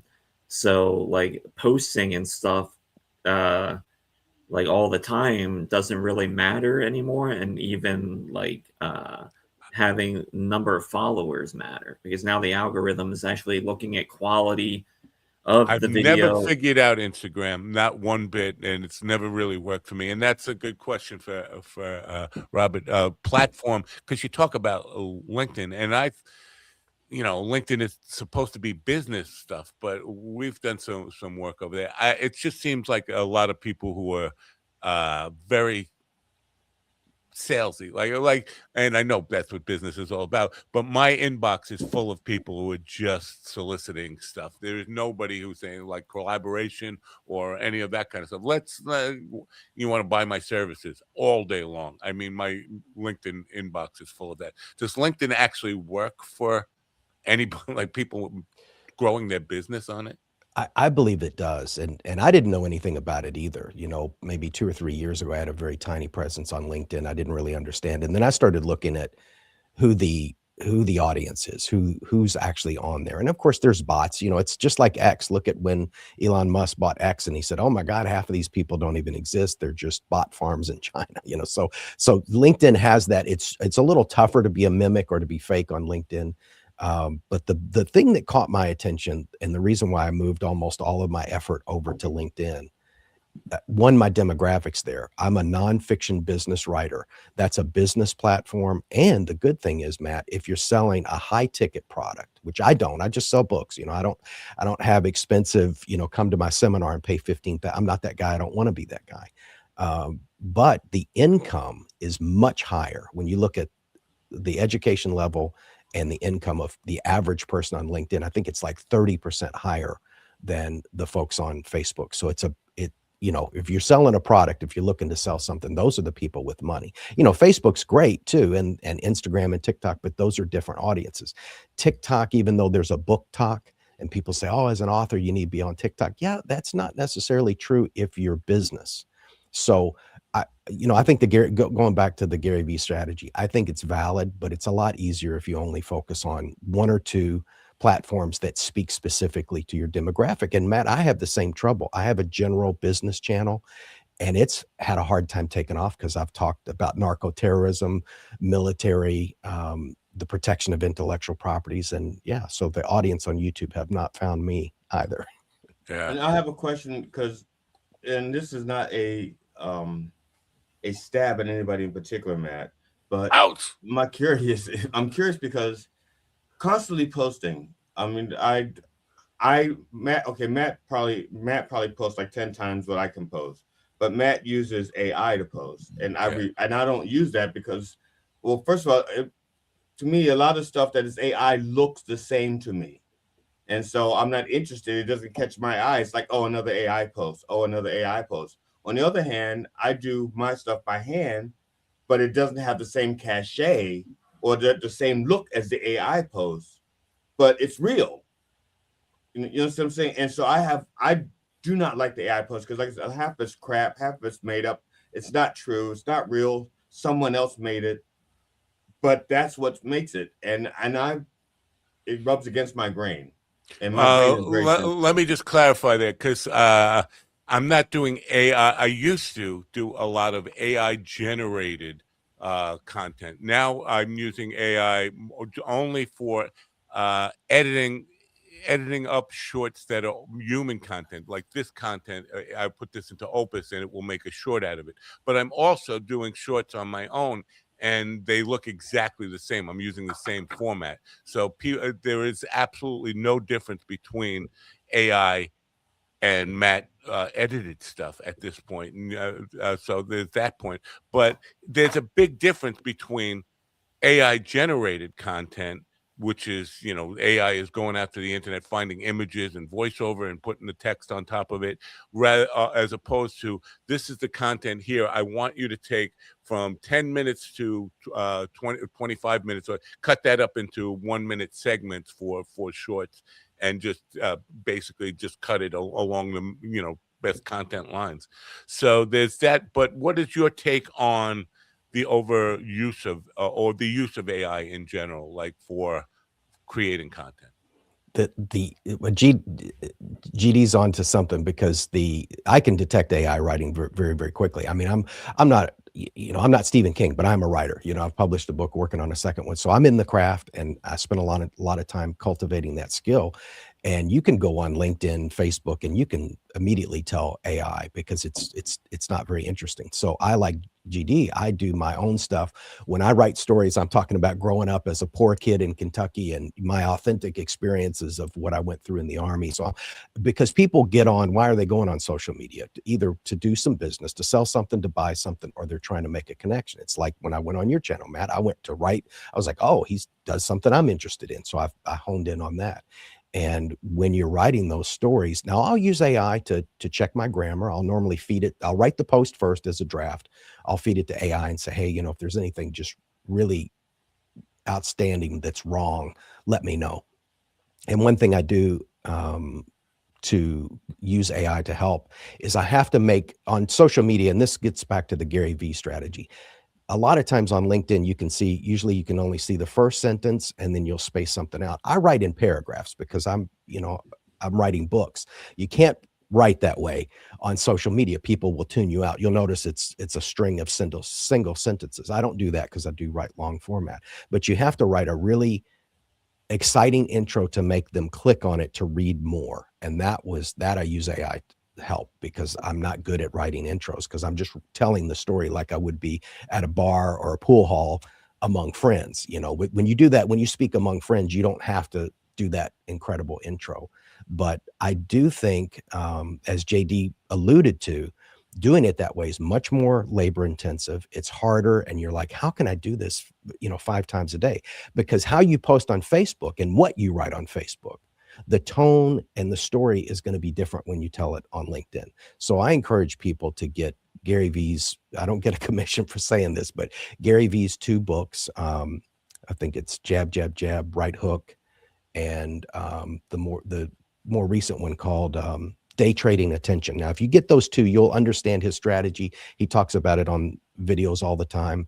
But one strategy for you, JD, that might make it easier is you can take, because you're on podcast presumably all the time, you can take a transcript from a podcast, this massive document, and break it into pieces. So one of Gary Vee's strategy is do a big piece of content and then repost it 17 different times in 17 different ways. So whenever you produce a big work, turn it into bite-sized pieces, and now you've got a lot more content.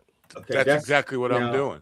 That's pretty much what I do with a friend of mine has a show on Sunday mornings. It's an hour long, and I go through, and he does like obituaries, but the whole obituary bit is like 25 minutes. But I'll go through, and we try to make it so that each obituary doesn't last more than 2 minutes, 2.5 minutes, because that still qualifies as a short.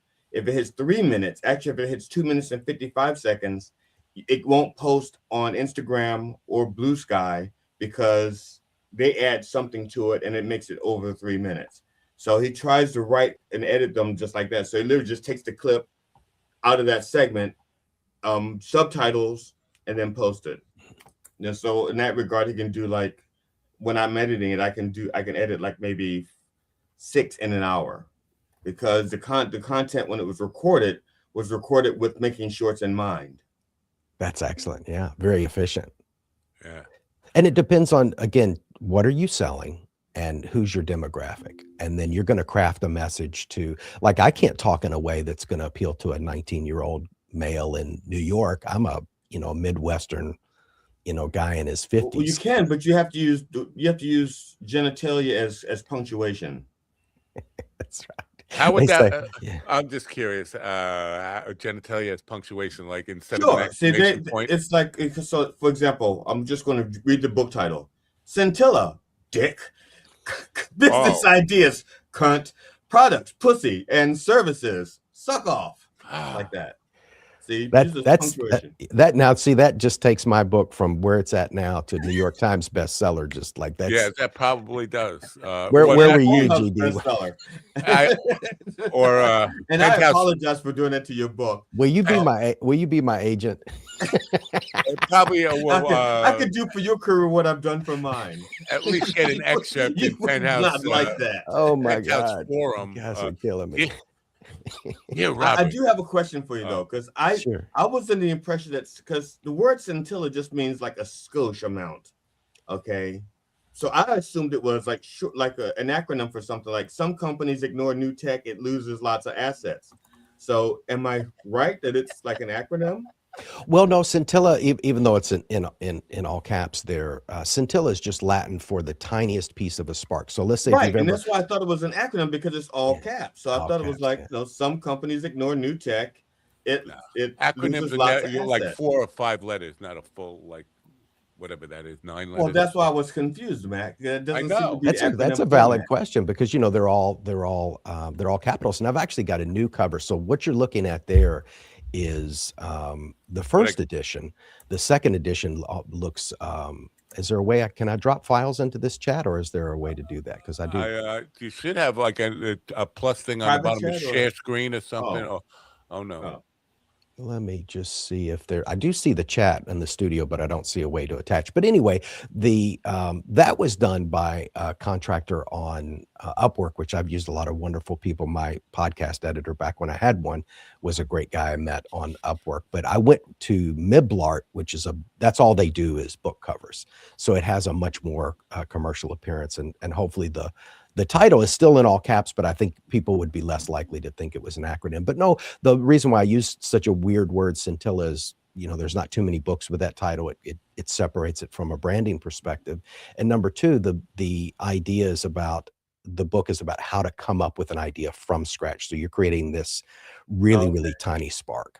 I was, because when I think it was scintilla, I didn't know if it was like saying how to make a mountain from a molehill, how to do big from the scintilla, or you need to pay attention to the smallest details, the scintillas. And so that's what I was just trying to figure out. Great question. It's actually both. So there's a chapter called Observation, and where I talk about how a lot of great business ideas come about by observing like problems in your life when you're going through and why can't this customer service be better, or why does this device not work this way? And it's those tiny observations where you can come up with. But yes, I think in the opening, I have because I've had several revisions to the book, but it opens with Carl Sagan saying, if you want to bake an apple pie, you must first create the universe. So again, it does speak to what you say, where you're starting with like a lot of work. Something really small and making it really You have big. to really like pie. Now, you have to just for the record, for the people out there, I don't want them to think that I'm not as smart as I really am. I knew that scintilla was not an acronym. I was just showing off that I could do that with the word. Like, he knew what acronym meant. That's what he was showing off. Like, I figured out what acronym meant. I have a calendar, word of the day calendar, and I'm on my last couple of weeks. I got to use those words. Is that an advent calendar by any chance? It's an acronym calendar. All right. I also have an anagram calendar, but it starts in December and works its way to January.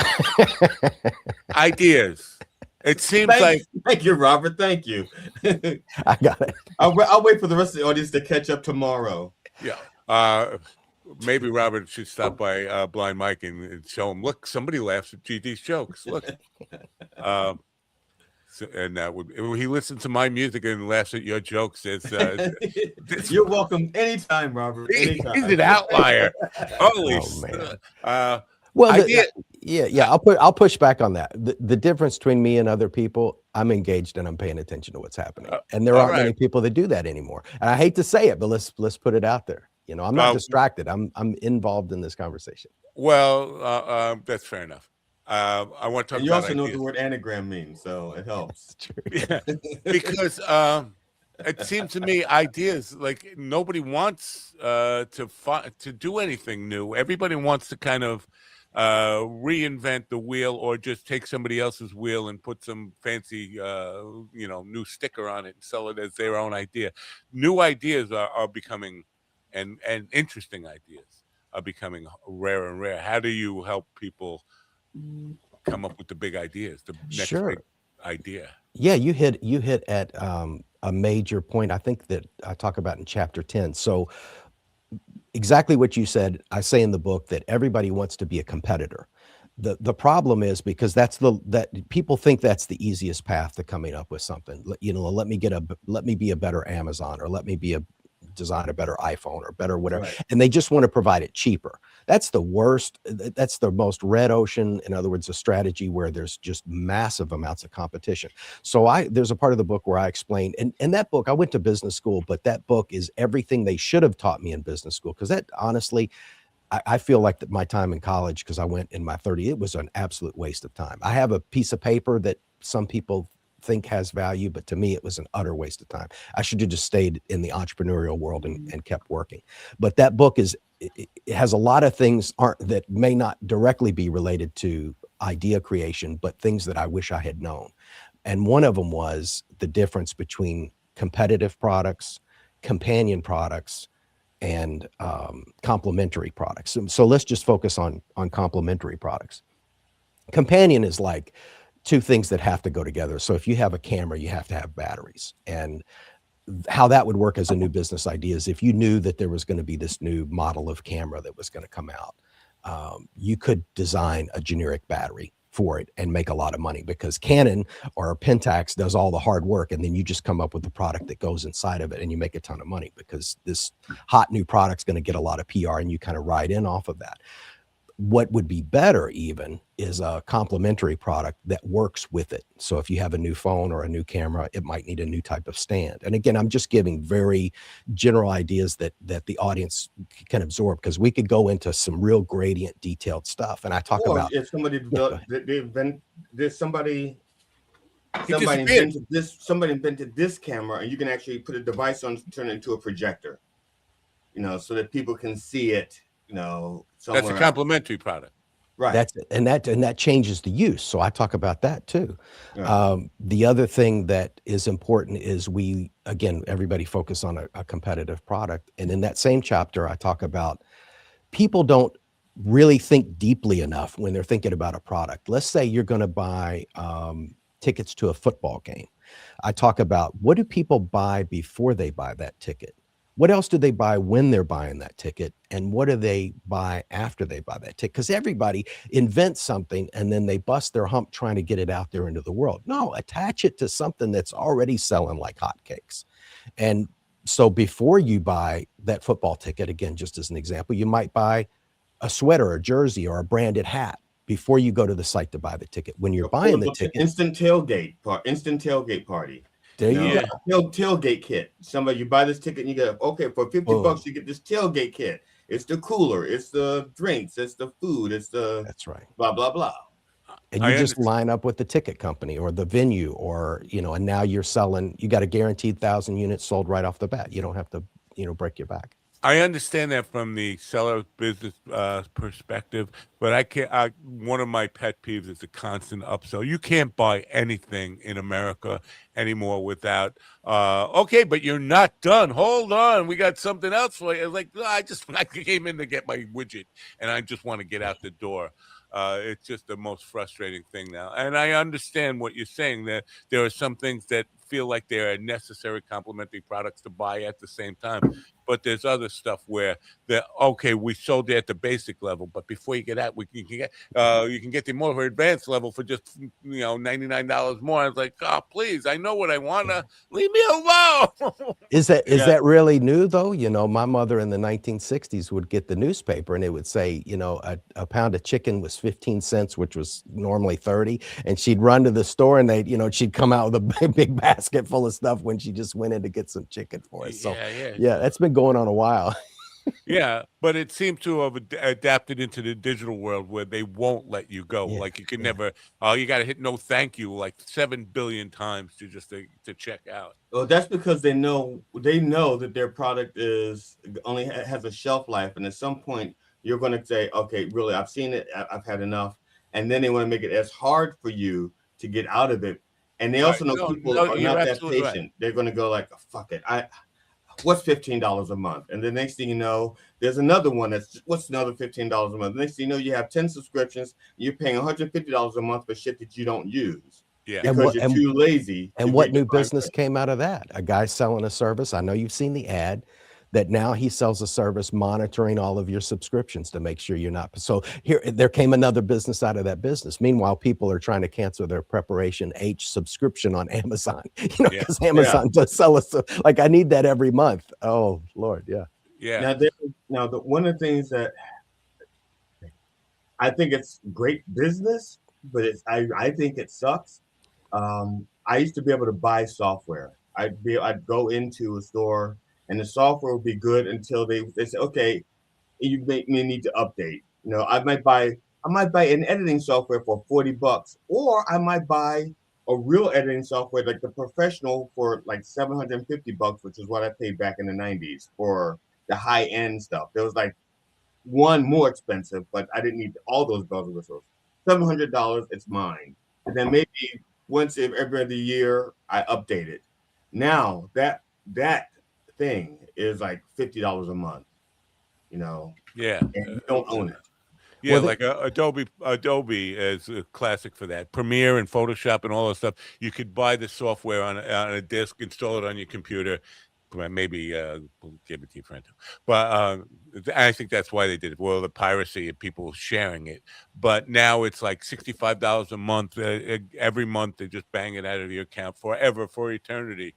And so what used to cost $700 now, if you look at the full price that you paid for it over time, it's like thousands and thousands and thousands of dollars. So it's part of the new model, I guess. Well, I finally ended my addiction to Microsoft Office. I got tired of paying them. I've paid them for 20 years and found that there's an open source.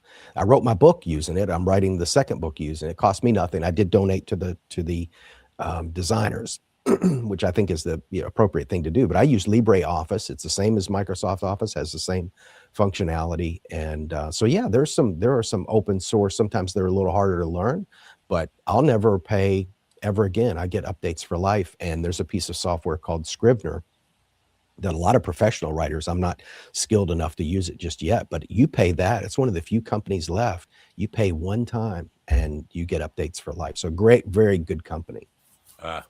I want to talk about buying intellectual property because I just discovered that GD has been using my intellectual property without. Stop it! Stop it! Stop it! Stop it! I just and we can't come to a deal on what he can pay to actually have a right to use the stuff. Maybe you should just buy it from me. But how does that whole buying intellectual property? How does that work? You go to somebody who owns it and says, "What's it worth to you?" I mean, is it basically just like buying a car from somebody? How do you? It can be. So the biggest challenge is to try to figure out who owns it. I'll give you an example. I posted on LinkedIn just this morning a great book. I'm sure some of us on here have read Richard Bach's Illusions. He was the guy that wrote Jonathan Livingston Seagull. You know, hardcore self-help guy in the 80s guru. All his books still sell very, very well. Well, I was looking around just this morning for the book. I wanted to get the audiobook for it for Illusions because I haven't read it since probably the 80s. And surprisingly, the audiobook's not for sale. So I thought, there we go. There's the post. There's the content. So I wrote Richard Bach's Illusions, which is still selling like hotcakes. The paperback version is not available in audiobook. It should exist, but people would buy it. I was online looking for it. So you would go to Dell is the publishing company for Richard Bach. Richard Bach's still alive at 89. So if I was going to buy it, if I had the money, and I already know because the book is that as big as it was, it's out of my financial range. But let's just say, for instance, theoretically, me, you, GD, and Ron got together and we pulled our money. We could probably buy the audiobook rights. So we go to Dell and say, look, we just want the audiobooks rights. We can buy the rights for eternity, so we own it forever, or we could buy a 5-year license to use it. But what I mentioned in the book is if you're going to buy rights to something, get the all language rights. Like, for instance, I think I always get this number wrong when I go on podcasts, but I think there's 22 million people in the Western Hemisphere that speak Spanish. I've started spending a lot of time in Central America, and I can tell you a lot of great American books are not available in Spanish. Massive opportunity. So I say privately in the mastermind group, and when I talk to investors and they're like, what are you doing with your money? I was the guy that bought gold 10 years ago, and everybody said, you're an idiot.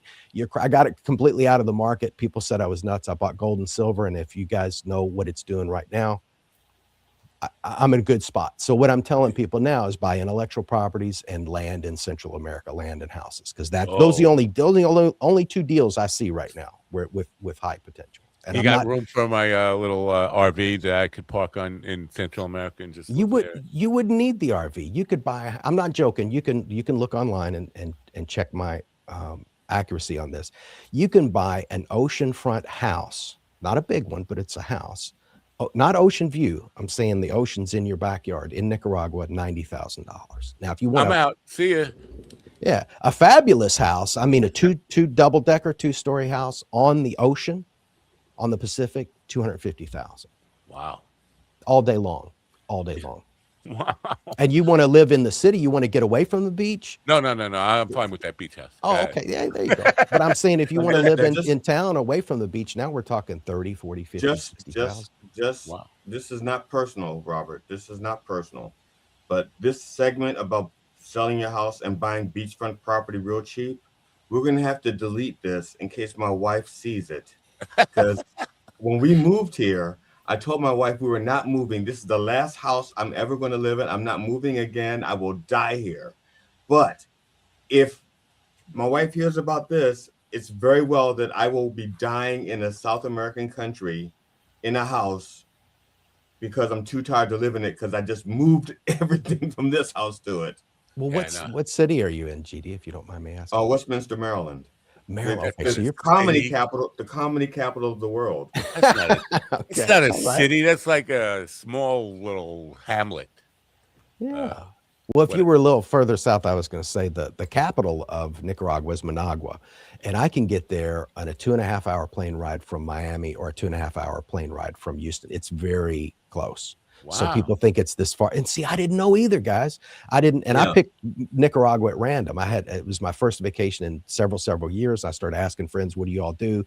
You know, they just got blitzed and went on cruises. And that's not my thing. I want to eat street food. I want to hang out with the locals. You know, I'm that guy. I'm the guy that always gets in trouble. Like, where's he at? You know, and I'm at Abuelita, you know, grandma's house, and she's making tortillas for me. So I end up. And I learned 20 new phrases. 3 will get me arrested. 4, if I'm lucky, 4 will get me out. I don't know. See, for years I was on this Belize. When it comes time, when I reach retirement age, I'm going to go to Belize because it's like they speak English down there. They honor the American dollar, and that was my plan. Now Nicaragua is like in my head now. So thanks for that. Sure. Well, Belize is much more. You know, not to give a case for Nicaragua.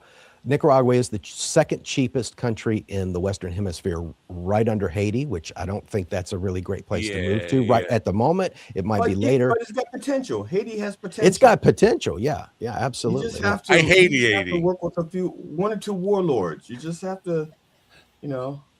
All right. Warlord. You want to test? This is a test to see how smart GD really is, because he says he's really smart. What is smart and informed aren't the same thing, but go ahead. What is geo arbitrage? Absolutely. That's right. First of all, I'm not going to lie to you, Matt. You have this Brooklyn accent or this New York accent. I have no fucking idea what word you just said. Could you spell it for me, please? Geo, G-E-O, arbitrage. You know how to spell arbitrage. Geo. Okay. Maybe we should ask Robert, because he knows what it means. I know he knows what it means. Yeah, and of course, there's a lot of people where you might be familiar with it. GD as you remember a couple of years ago, probably right before the pandemic, there were a lot of people making money doing what's called retail arbitrage. So they would go to the discount section of Walmart and buy something for $2. Like, I'll give you a direct example. A guy I know who's from Philadelphia, he lives down here in Florida, but he cruises all of the shops like Marshall's, and he looks for shoes way underpriced, and he knows what's selling and he knows shoes like the back of his hand. So he just hits stores all day, and he'll even hit Salvation Army and stuff like that, picks up great shoes for dimes on the dollar, and then makes a fortune on eBay. So when a retail place doesn't know what they have, you're doing retail arbitrage. You're buying something retail very cheap and you're selling it. So I don't know where you're from, but because the way you said it, I understood what you said. I wrote down what I thought Matt said, and I wrote down, just so you know I'm not lying, I wrote down Geo Arbitron. You couldn't see anything. The green screen makes it disappear. Green screen. There is a way to show it. I just haven't. Well, anyway, I wrote Geo Arbitron. Yeah, that's the sequel to Tron. It was Tron Ares, and then it'll be a Geo Arbitron. Yeah, and I'm going, no, I don't know what Geo Arbitron is. And then you say arbitrage, and I'm like, oh, okay, thank you. It's because you got an albatross hanging around your arbitron.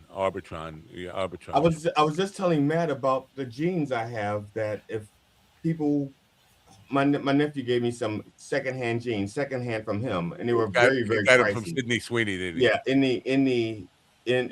the retail stores they'd be like $400 or $500, but my nephew didn't pay that kind of money for them. I had no idea what they were because I don't shop like that. To me, they're just jeans that my nephew gave to me, hand-me-downs. So I'm wearing them, and people are thinking I'm doing really great in comedy because I'm wearing $600, $500 jeans to open mics. And one guy says, aren't you worried somebody's going to like hold you up, rob you, and steal your pants? I'm like, why would they steal my pants? Because they could sell them. If they get my pants off me for free or at gunpoint, they could sell them like in Russia for a lot more. Oh, wow. You know, so now I don't wear those pants out around Ron because I'm tired of Ron threatening me to steal my pants. Interesting. So finding stuff that is selling cheap and then marking it up or buying it wholesale in mass, and that's a whole that's the odd lot model or the Family Dollar model, the dollar stores, which are now $7.50 stores. There's a lot of competition now, but had you started 6 years ago, it was hot, you know, especially if somebody really knows, like Matt, you know, guitars, you know, I saw in your videos, you had like an SG style, I saw a Tele style, I saw Les Paul, you know, and I love that. I was like, wow, you know, cause I love all the different tones. So, you know, guitars, so you could go into a pawn shop potentially and clean up. But like I said, the retail arbitrage kind of, peaked a few years ago, especially during the pandemic when everybody was sitting at home just buying all this crazy, our house is just, let's be honest, our house is filled up with just really crazy stuff. Yeah. While you're on that, and listen, this is a complete sidetrack, but the Temu stuff, the TEMU, I don't know, Temu, whatever they call it. Now you buy guitars like every day. I'm getting a penny guitar. Like, wait, are you kidding me? The idea they're just selling everything at ridiculously low prices. It's obviously some of it is just junk. But I've heard people who said they bought a guitar on there, $75, and it stands up to American-made guitars. And That's right. Yeah. And then on a specified date, it'll open up and a bunch of Reaper drones will come out from China. No, I don't know. I'm just joking, but who knows? So I'm beginning to think that geo arbitrage is just Latin for, well, we know that geo is basically global world. I'm assuming that trage is just Latin for trash, right? I never buying other people's trash and selling it. So. Well, no, I'm glad you said that because I just realized I never defined it. So geo arbitrage is so retail arbitrage was going to retail, buying something and selling it for even more than what they were selling it for retail. Right. So geo arbitrage would be like, I live in Central Florida. I'm in one of the cheapest areas a man can live in Central Florida. So I live way below my means. You're in Lake Wales? I'm not too far I'm about an hour from Lake Wales. I'm in Kenansville, where the Heartbreak Hotel that Elvis, that's the only thing this town has, is we have the Heartbreak Hotel. I graduated Lake Wales High School. Oh, so you know this area. Yeah. Did you he ever? Knows that area from the 1900s. He doesn't know what it looks like now. Citrus World was the big employer in Lake Wales when I was there. That was the entire platoons everywhere. Yeah. You might remember Yeehaw Junction. Did you ever go to Yeehaw Junction? Yes. That's 20 minutes away. That's about the closest thing. I'm south of St. Cloud and I'm, I guess, east of Yeehaw Junction, the old hotel, a truck ran through it. I don't know if you know that. That old bar and grill is there. They completely smashed it. But anyway, sorry. Geo arbitrage is where you're taking advantage of, let's say I'm a remote worker and I'm living here in Central Florida and I'm living pretty cheap. But then I move and I'm allowed to do that same job from Nicaragua. So now my let's say my house payment goes from $2,500 a month to $250 a month. So I'm taking advantage of being located in exchange, basically. That's right. Oh, and in this more direct case of Nicaragua, I'm taking advantage of a much cheaper cost of living. I mean, it's magnitudes lower. I can go to a restaurant and get a full plate of food for breakfast for $2.50. But what happens when the U.S. invades? Well, first of all, that's a great question, a legitimate question. So they're just going to press on Nicaragua through trade, because China and Nicaragua have a real close partnership and China would defend, I think. The second thing is Nicaragua's like Vietnam. It would be very hard to military. And as a guy that was in the army, I wasn't a general, but that country is so diverse. It's the size of Colorado, but it has mountains, it has plains, it has valleys, it has volcanoes, it has one of the largest lakes in the world. It would be really tough. It would be just years of guerrilla warfare. And I don't think the U.S. is interested in that. They want regime change there. The U.S. people may not, but the U.S. billionaires behind it would be, because it's not their children doing the guerrilla warfare. Politics now. We went from geo arbitrage to geopolitics. Well, they'd have to find young men and women willing to fight and give a good reason to go fight Nicaraguans. But here's the good news. And again, I was in the army, so I don't want to sound like I'm not patriotic, but we were down there in Nicaragua in the 1980s doing a lot of things that didn't work out really well, and it weren't things we probably shouldn't have been doing. But Nicaragua has not done anything against the U.S., so it would be very hard for the U.S. to justify attacking this country because they've not done anything. I'd say maybe 5 years ago, but not. We can't just yell communism because that seems to work. Communism.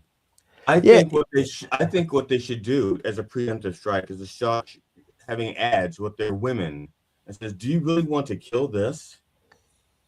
Look at this. These women down here. Look, do you really want? You can have one of these for a bride. You don't have to come down here with your guns out. You could come down here with your love in. It seems to be this role confusion here because Ron's role here is to slutty this program up. GD, for some reason today, thinks Ron is busy working. You see, Ron's attention is elsewhere. He's looking at so you're picking up for your buddy. I get it. Right, he's doing stock market stuff. Ron is investing in other things right now. He's a day trader.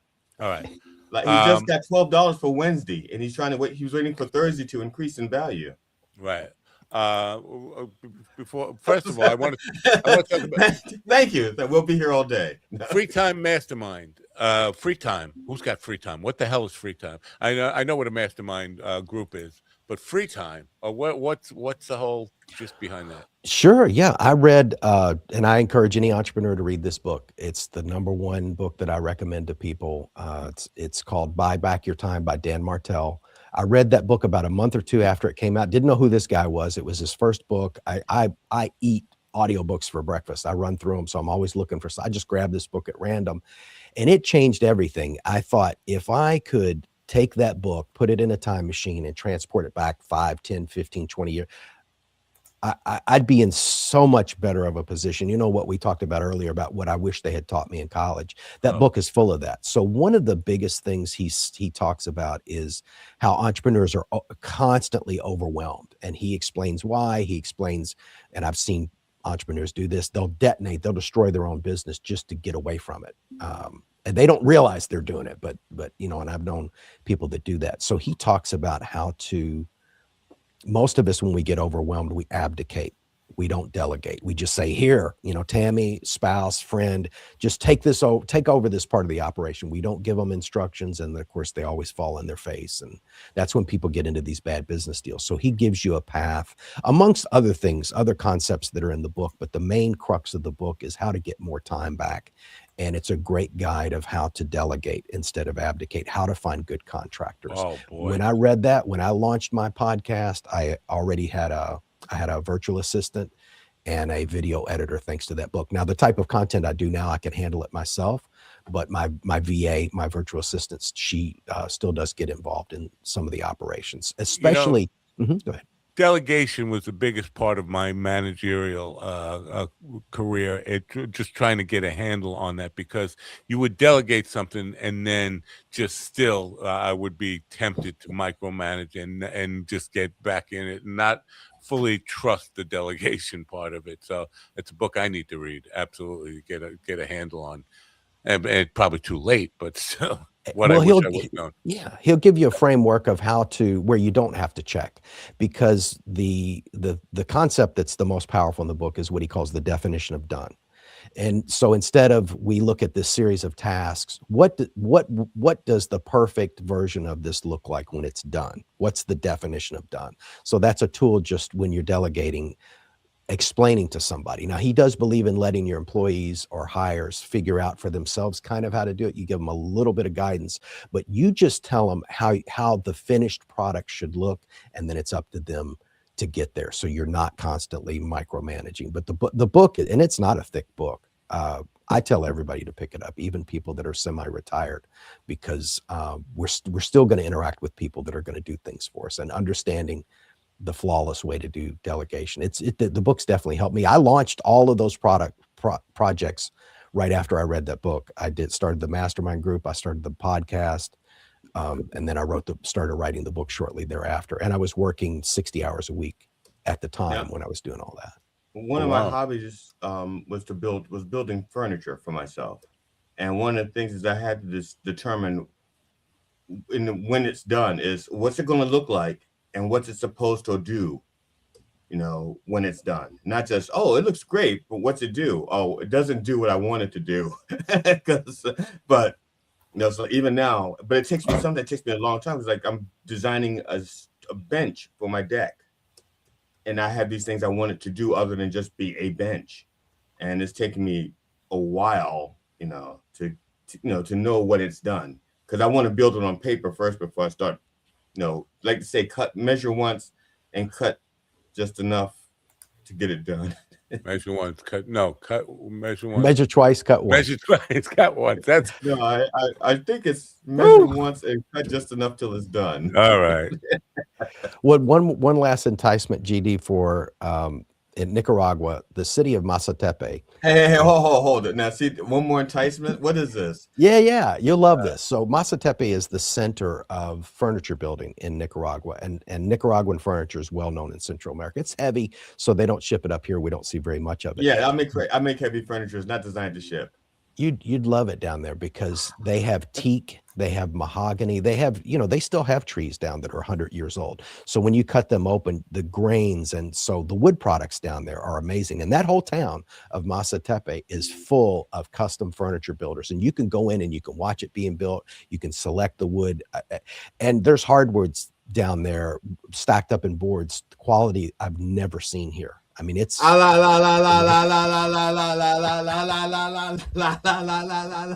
apologize for that. I'm not listening. I'm not listening. In the links, the Amazon link to Robert's Amazon page where you can get the book, even though it's still showing the old cover, which was the reason I'm not showing the book again, because I have the old cover, and because I grabbed it from Amazon.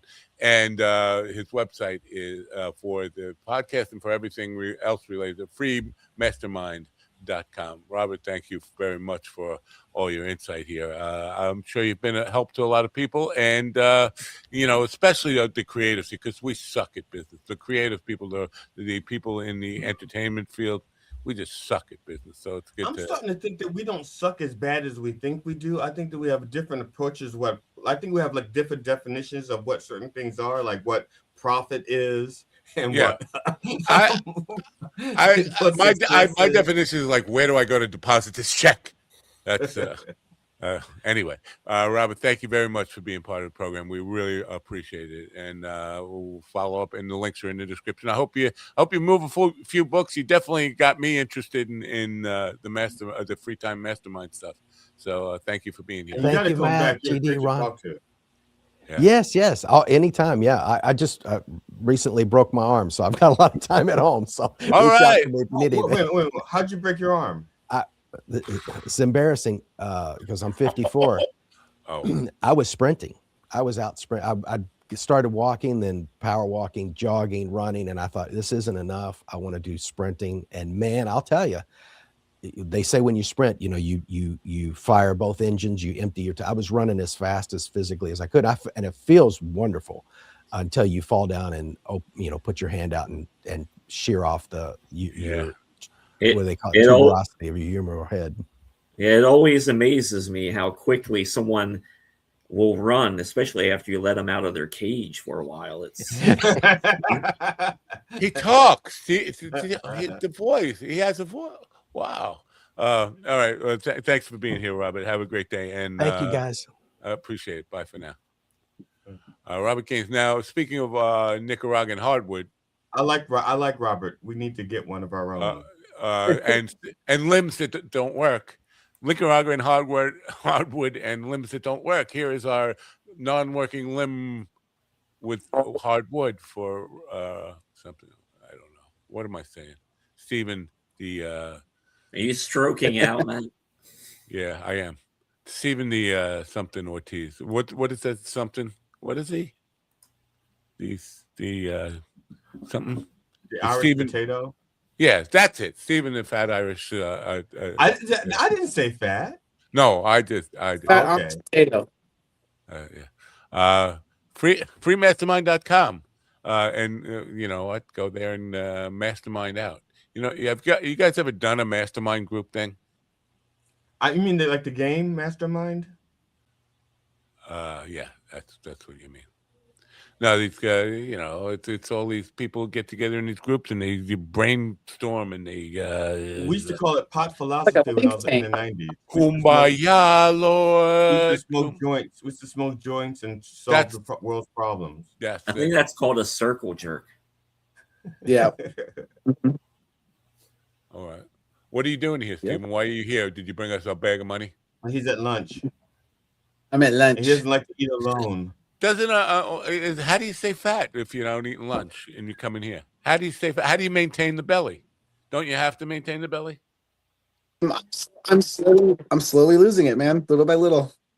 How are you going to be Little by my little. Buddha on stage if you just keep losing the weight? Oh, it's going slow, man. I'm not taking Ozempic. I'm not getting surgery. I'm doing it the old-fashioned way. So it's gonna be a while. Oh yeah. All right, because that way, because I want to produce a show in Indiana, and I need a Buddha. I need a Buddha on the stage. What the hell? Some guess I have a paint party today at it appears like it's a senior living center thing. It could be, but they sent me beer glasses and stemless wine glasses. Like, what, are you afraid they're going to hurt themselves with the stem? The painting is done on stemmed wine glasses. I have to do it without the stem. Now, you're supposed to hold it by the stem. I don't know. Matt, you're doing it. Okay, this is what you do. Okay, I've had to teach people. You teach them to paint upside downwards. You teach them to hold the glass like this without the stem, and you teach them to paint it upside down. Okay, and that way, when it's done, you don't get the hands messed up. When it's done, you do like this, and the painting is right side up. And the other thing here is, go ahead. What are you saying? Talk to me. Instead of that dumbass idea, maybe pick up a pack of Dixie cups on the way, little Dixie cups, and they can set the wine glasses on those. They sent me beer. So here's the deal. I got 24 stemless wine going up. You know, Matt. I know. Whatever. I have to offset the cost. Yeah. That's absolutely right. My intellectual property that you're stealing from me. Where's my picture? I want to see the picture. Where's I can't see the picture. I want to show you guys the picture because fuck it. That's all I'm going to say. I'm not going to show you guys the picture. Oh, I can't show you guys the picture. Anyway, so they sent me 24 stemless wine glasses and 20 beer glasses. There's 21 people painting. And it's like, well, one guy's not going to get a beer glass. Like, I'm going to be the bad guy. I only brought 20. And there's no clarification here. And they sent me like 20 different colors. The thing is all in white. Actually, where is the thing?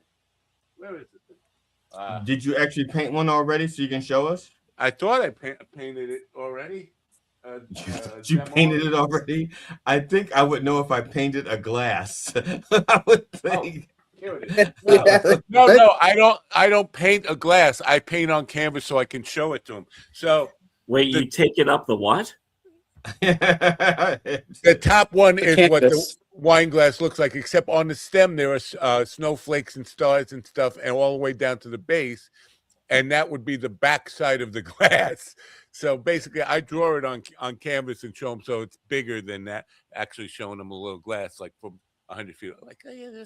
So that's basically it. But they sent me 35 different colors. It's all white. And there's only one. You have to make your own white, and you have all those colors so you can have different shades of white. It's got to be that, because I have buckets and buckets of white paint. But I know it's all white, but it's really not all white. There's like all different shades of white. So you would have to make like maybe add a little blue, little something. No, how would you get the shadows? How do you make the shadows if it's all white? It's on black canvas. But yeah, no, the shadows come from whatever the glass is in front of. I guess I don't know, but yeah, no, we're not painting anything but white. There's only one color in the painting, and so seems racist. Yeah, so you're saying white is right? Is that what you're saying? I'm saying white is right. I'm a white suprema painter. Yeah, you're white surpainters. That's right. Oh my God, so dumb. Why did you want to come here, Stephen? You come here and just oh my God, why? He's lonely. He's lonely. He doesn't have any friends. But I reach out to him and say, "How's 2:00? What's he do?" The next thing he sends me is something else totally random, not even nothing. It's I can't. You can't even hold a conversation with him in text, huh? I didn't see you respond. Oh. So now yesterday you posted a picture of you with your boss. Your boss is a woman. Yeah. Yeah. What? Is there a delay? Or are you just stupid? Yeah, she's a. There's a delay, and he's stupid. Both. No, she's a. Yeah. Is he talking and he's just cutting out like Max Headroom? There's the actual painting. So it's all white. There's no shadows. There's no. Okay. Yeah. So basically, nice. And they didn't give me a big like thing of white. They gave me like one of those ones you would buy for yourself if you were doing a little home project. I got 21 people. Somebody's gonna feel shorted on this thing, and I'm stressing out about it because I don't want to be the bad guy. And it's improper to say, well, the company fucked up, right?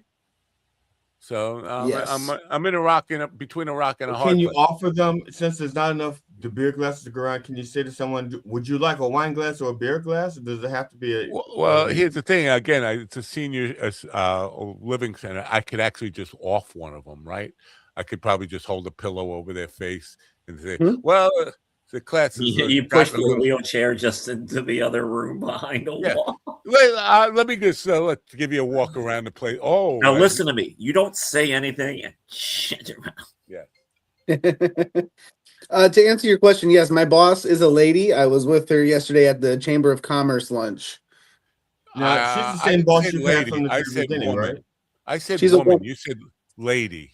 She's a woman, lady, a chick. And this is the same boss you've had since day one, right? Yeah. Did you told us back then that she was a woman? I'm just wondering why. And you've been there for what, 6 years? And Matt is just realizing that your boss is a woman. No, I've been there for 5 months. So it's close enough. Well, yeah, 5 months, 6 years. It's all the same. The thing is, you told us back then that she was a woman. We teased you about the sexual harassment stuff. He said so. Really? Yeah, because we teased him about the sexual harassment stuff. Yeah. Which is my favorite kind. So you're taking orders from a woman as opposed to like whatever you used to do with the little girls at the school. Oh my God. What? What? Yeah. Now he's taking orders from a woman instead of taking orders for a little girl. That's what I meant. Yeah, or ordering Not little better. girls. Not better. Ordering little girls to do things that would traumatize them for life. I thought I'd corrected. His grammar. He listens to women but takes orders from men. There you go. He orders takeout. That's what he's saying. He orders takeout. He's taking I order pull out from taking men. little girls out, and he orders them. No, stop. No. What? What? I'm not saying anything that's factually not a incorrect. pedo. I'm many things, not a pedophile. So you've been geo-arbitraging all morning. Matt's got that calendar, the word of the day calendar going for him. Word of the day calendar. Yes.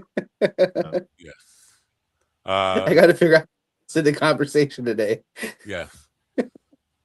Now, Stephen, the question on the table for you is: can hot chicks be funny? Sure. Why do you have to think about it? You had to think about it. He had to think about it like hard. Well, I was trying to think of women. It's a trap. It's a trap. I was just thinking of women comedians and if they were attractive. And I think a good portion of the bigger names are fairly attractive women. So yeah, I think so. You think Nikki Glazer's real great, don't you? You're like with these two idiots. You love her. They love her. No, I don't know if you know this, but TD and Ron, their favorite comedian is Nikki Glazer. She's funny. She's not like Ron told me he masturbates to Nikki a vision of his of Nikki Glazer and Whitney Cummings like 69 and scissoring all day. Now Whitney Cummings is hot as fuck. Nikki Glazer is a good looking woman, but I don't think she's hot. You guys, what the? Wow. No, I think Nikki is on top, funnier than Whitney Cummings, especially after the past couple years. I really think Whitney's comedy is like. All right, you said something I agree with. I have. Yeah, I agree. In the beginning, I'll just said Whitney was funnier than Nikki, and now I think she's developed some issues that she's got to work through. All right, I'm almost reaching my goal of getting a fight started here. But we go to open mics, Matt. So we know plenty of ugly people that aren't funny. That's fine. That's fine. There are plenty of ugly people that are not funny.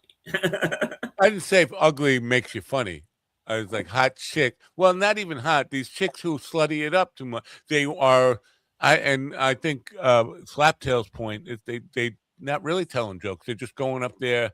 Oh, look at me! I'm wearing a fucking miniskirt. You can almost see my crack. I haven't seen any. I haven't seen that really at Mike's. So you don't see like a woman get up there like I'm just hot. You're gonna laugh at me. Where where you will see that though is comedy competitions where they get to bring friends and things like that, and they have to. That's where you see it. Yeah, I see a lot of it. A bringer show. Yeah, and Instagram and TikTok and Facebook Reels, like these, and they could be from open mics for all I know. But it's just like they're looking for attention. They just want to be in the spotlight. I want to hold a microphone. I have nothing funny to say, but I wore a short skirt. How about that? Well, I'm sure they're out there, but I mean, you can make that same assumption too with 98% of the guys that come to open mics and do comedy. Yeah, but they're not. There's a subsect of guys like I'm so good looking. I can do this. Oh, I don't know about I'm so good looking, but you don't see guys like there's plenty of guys who are not funny doing these TikTok shorts and Facebook Reels and all that. But they're not wearing like provocative. They're not trying to like, oh, look at me. No, there's because everyone likes to work out. Now you get these guys that are coming out in tight shirts and stuff like, look, I'm all aggro and shit. See, on that point, I kind of agree with Mark Maron on this stuff. Like the geeks, comedy is the property of the not good-looking guys. And for us fat crippled people. Fuck what? Fuck who? For us fat crippled people. Oh, I don't know if we want that. We got to draw the line somewhere, and in front of the ramp would be a good place to draw the line. I don't know if anybody noticed, but wrong one. Yeah. Robert just said, thank you guys. This is the link to the new second edition. Where? I don't see a link. Well, I think. And also, please check out my latest video that I uploaded to Pornhub. It says this is the latest link, but to be honest, sometimes it does not let you send the link. If you put links in here, you have to if you do it in the correct format, it doesn't. Hold on. Let me see if I can do it. I mean, how crazy would that be if someone said, like, here's a link, and then they send you there it is, link. Right? That's the link. Is that the right link? Is that the link? Is that the link to the second edition? I think it is. I got it from the private chat. I don't know how he got into the private chat from not being in the room. But where, comments, I could put it here and maybe it'll be in the comment section, right? You can try it. I don't think that clickable. Yeah, there it is. Right?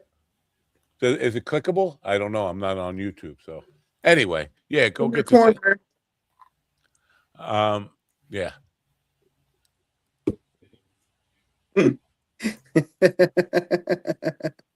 right, are we ending this thing because Steven's here? Because he just killed that's right. I think Matt, because you're the creator of this, that you can do it. But like if I tried it, it wouldn't let me do it. Is it actually clickable though, or is it just showing the URL? It doesn't. I think matter. It just shows it. You could just copy and paste it into your browser. Yeah. Anyway, what is the nicest guy saying here? We all heard Ron say he'd like to glaze Nikki. You know what, Ron? I want to ask you about this because you have said a couple of times, and now I'm probably going to get, he never said that. My dementia, half of my brain says, Ron said he's kind of in an open marriage, right? Did you say that? I may have. You might have. So the question, you have adult kids, right? Do they know? Do they know this and they're okay with it? Or they don't know? Yeah, they know. They do? And they're fine with it? Yeah, because it's not as crazy as people think. So no, you know what? I've seen crazy, and there's no doubt in my mind that it's not as crazy as people think, because I'm in the psych ward a lot, and not just for myself, but to go entertain there, and I know crazy, and no, nothing is fucking as crazy as people think. You go to the psych ward, like I play 2 shows this weekend, back to back in the psych ward, and there'll be like 80 people who are just nuttier than nutty, like living in a total different reality. Nothing is as crazy as people think it is until you go there. So I'm not thinking it's crazy. I just thought, it's a difficult thing for kids to kind of adjust to mentally, like mom and dad. Yeah, there are like crazy people that like involve their kids like early on, like, hey, look, we're this and shit. But we were never like that. We kept it separated from the kids and things like that. You notice we scared Steven away with that stuff because Steven's got some skeletons in his closet. None of them can walk, but he's got skeletons in his closet, and this is getting a little scary because they're going to end up talking about me and what I do, and so I'm out of here. Yeah, I have friends, and some of those are extra special friends, and some are not. But I never say who's who. Nice. You ever do a casting couch at one of you're Mr. Producer, you produce a comedy club, like Joey Diaz made a girl blow him to get stage time. You ever do that? No. I'm the only one that had to blow to get stage time. That is one rule that I definitely always stick to. You never shit where you eat, and I'm not going to mess around with the. So how did GD get stage time if you're not making people blow you? I'm the only one that's ever had to blow him, apparently. Oh, I think that's where the policy came from. Yeah. I don't think he had the policy before that. Did you notice he smells like onions? Yeah. This is my problem with him. Fried onions. Fried onions. Yes, sauteed onions. Yes. Well, sauteed, is that fried? I don't know. I'm not a chef. I never. Do I look like a chef? I never wanted to be one of these producers that fucking produces shows. The next thing you hear is like, this guy's doing this shit to this female comic, and so on and so forth. So yeah. I got a little upset when I heard, because Joey Diaz, though, was saying it unapologetically and almost bragging about it. And it's like, you know what? You're bragging about being like a predator. And everybody was like, oh, you know what? You're reading that all wrong. You're just having fun. Just having fun. Roger Ailes go to, no, he didn't go to prison for that, but he definitely got sued like big time for that. Just, you don't brag. If you're a predator, you want to kind of keep that to yourself. And I just think that's really bad business. And I know people that do that type of shit, but that's like just too much drama, and especially how comedians are in general. Why would you want to introduce that into your life? Yeah. I mean, it's very easy to wind up on you winding up in the material. Yeah, I like to keep the drama in my life at a 0. That's where I like to keep it. I don't like. Yeah, I was at an open mic where 2 comedians used to date, and they'd broken up, and they were both at the mic, and they both spent time shitting on the other one from the stage. Yeah. No, I'm an adult man. And how I have relationships. What the hell are you doing on this show? We don't have. I don't know, here. But how I have relationships with women in my life is my business. And how is business these days, Ron? How's business? Yeah. Because I didn't hear you talk about that business when we had a businessman on here just 5 minutes ago. Yeah, you could have talked to him about your business of being a predator, your predator business. Yeah. Hey, listen, where can I get some cheap rope? Since the tariffs have been implemented, duct tape has gone sky high. Yeah. What is the alternative? You could get, I don't know, cheap rope, but soft rope at the Magic Shop in Hicksville. It's very soft, subtle rope. So, I mean, if you're going to tie people up, use a soft rope. That's all I'm saying. That's all I'm saying. You know, ready to wrap this up for the weekend? Sure. Sure. I still got the check, by the way. But maybe today's the day. You think today's the day? To do what? To go to the check cashing place, because I'm not going to go to the bank. My wife keeps saying, just deposit it in your bank. Like, no, because you got me paranoid. It's your fault, GD. And even though I know, and I asked the guy at the bank, the teller, if I deposit this, can they do anything? No, they can't. If it's going to bounce, it's going to bounce. But I'm not talking about bouncing. I'm talking about larceny. I know you're talking. You were saying they could get access to all my information if I just deposit the check. Well, let's put this. I just know that they have a scam, and they're not going to lose money somehow. They're trying to get money out of you somehow. I'm just trying to devise what their particular scam is. I don't disagree. I think again, there's a 99.99999% agreement there. It's just that one little shade of doubt that they wanted me to buy equipment to work for them, according to them, and they were going to give me the places, a list of places where I should go to buy like a laser printer or whatever with this check. But I'm just curious if I go to a check cashing place, and I might even test this out today. They don't know that. Well, is the bank that issued the check, is there one in your area?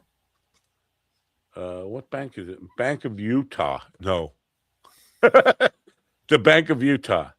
I don't think there's a Bank of Utah on Long Island in New York. Yeah. I doubt it. If there is, it's a very small branch. It's like an old photomat branch. It's the size of a photomat in the parking lot. Wow, what a fucking dinosaur reference that is, photomat. I was trying to think of something small that would be in the middle of a parking lot. I know. That's the only thing I could think of. Do they still have those? No, because nobody has film, right? Well, Walgreens, they still have a photo development center. Really? Yeah. Wow. Now, I know part of it is they're taking it off of your memory cards. You give them a memory card, but I think they still do film. Yeah, you know what? Next time I drive past where the photomat used to be, I'm going to see if I can remember to notice whether there is one or not. Now, they wouldn't just knock down that little shack, right? There's got to be a homeless guy living in in Nicaragua. They shipped all the photomats off to Nicaragua because real estate is cheap there, and they got Photomat City. We could just go. All right. What a terrible way to end a week. This was a good week too. We had I don't know if you caught it, Ron, but we had the entire cast from Stand By Me on yesterday. Maybe not. They were. I don't know. I asked Google, or Microsoft Copilot, Bing Copilot, whatever. Do people still use film and cameras?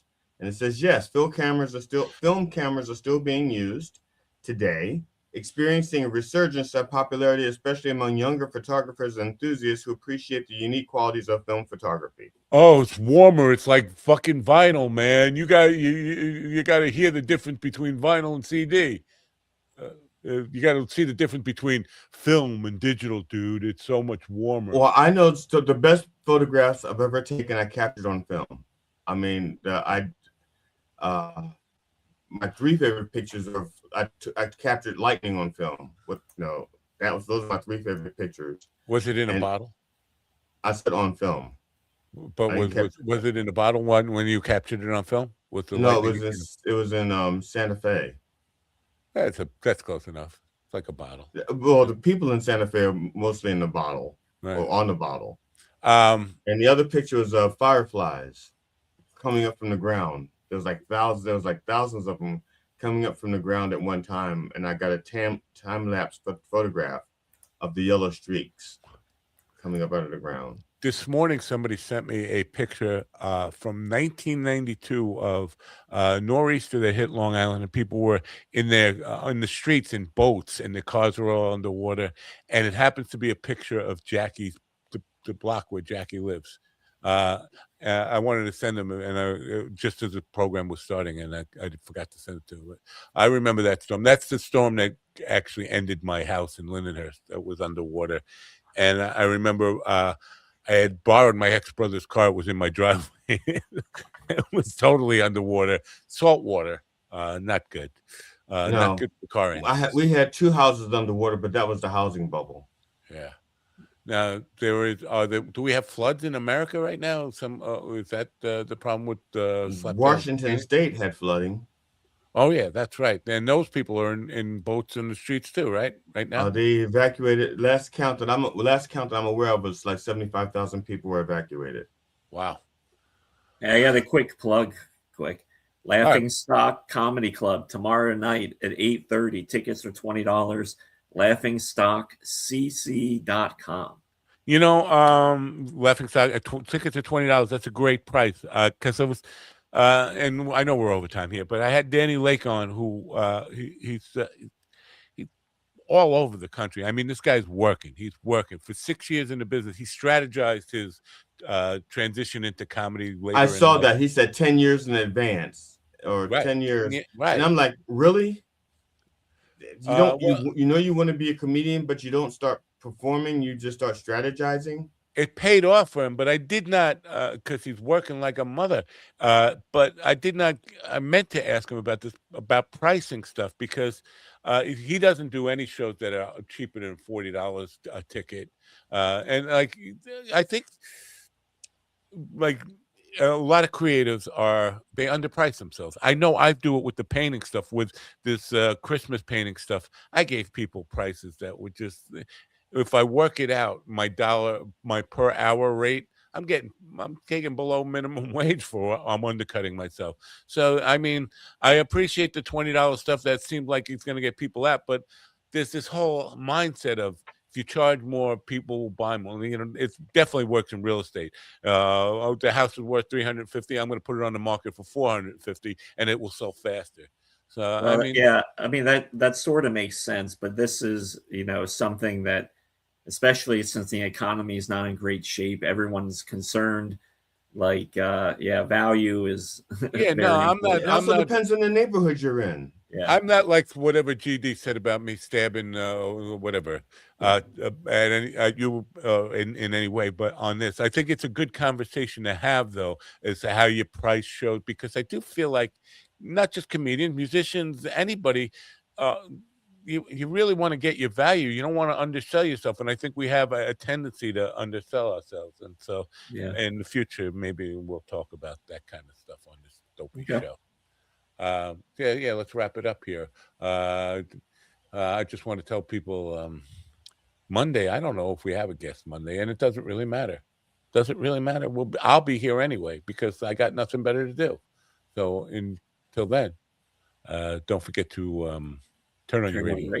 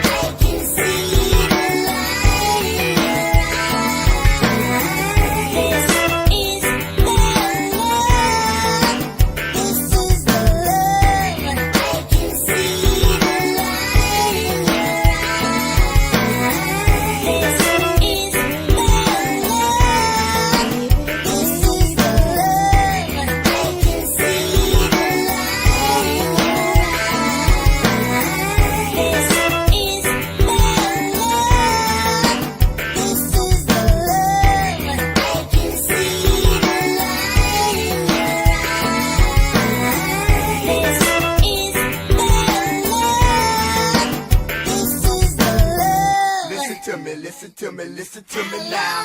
Listen to me, listen to me, listen to me now. Listen to me, listen to me, listen to me now.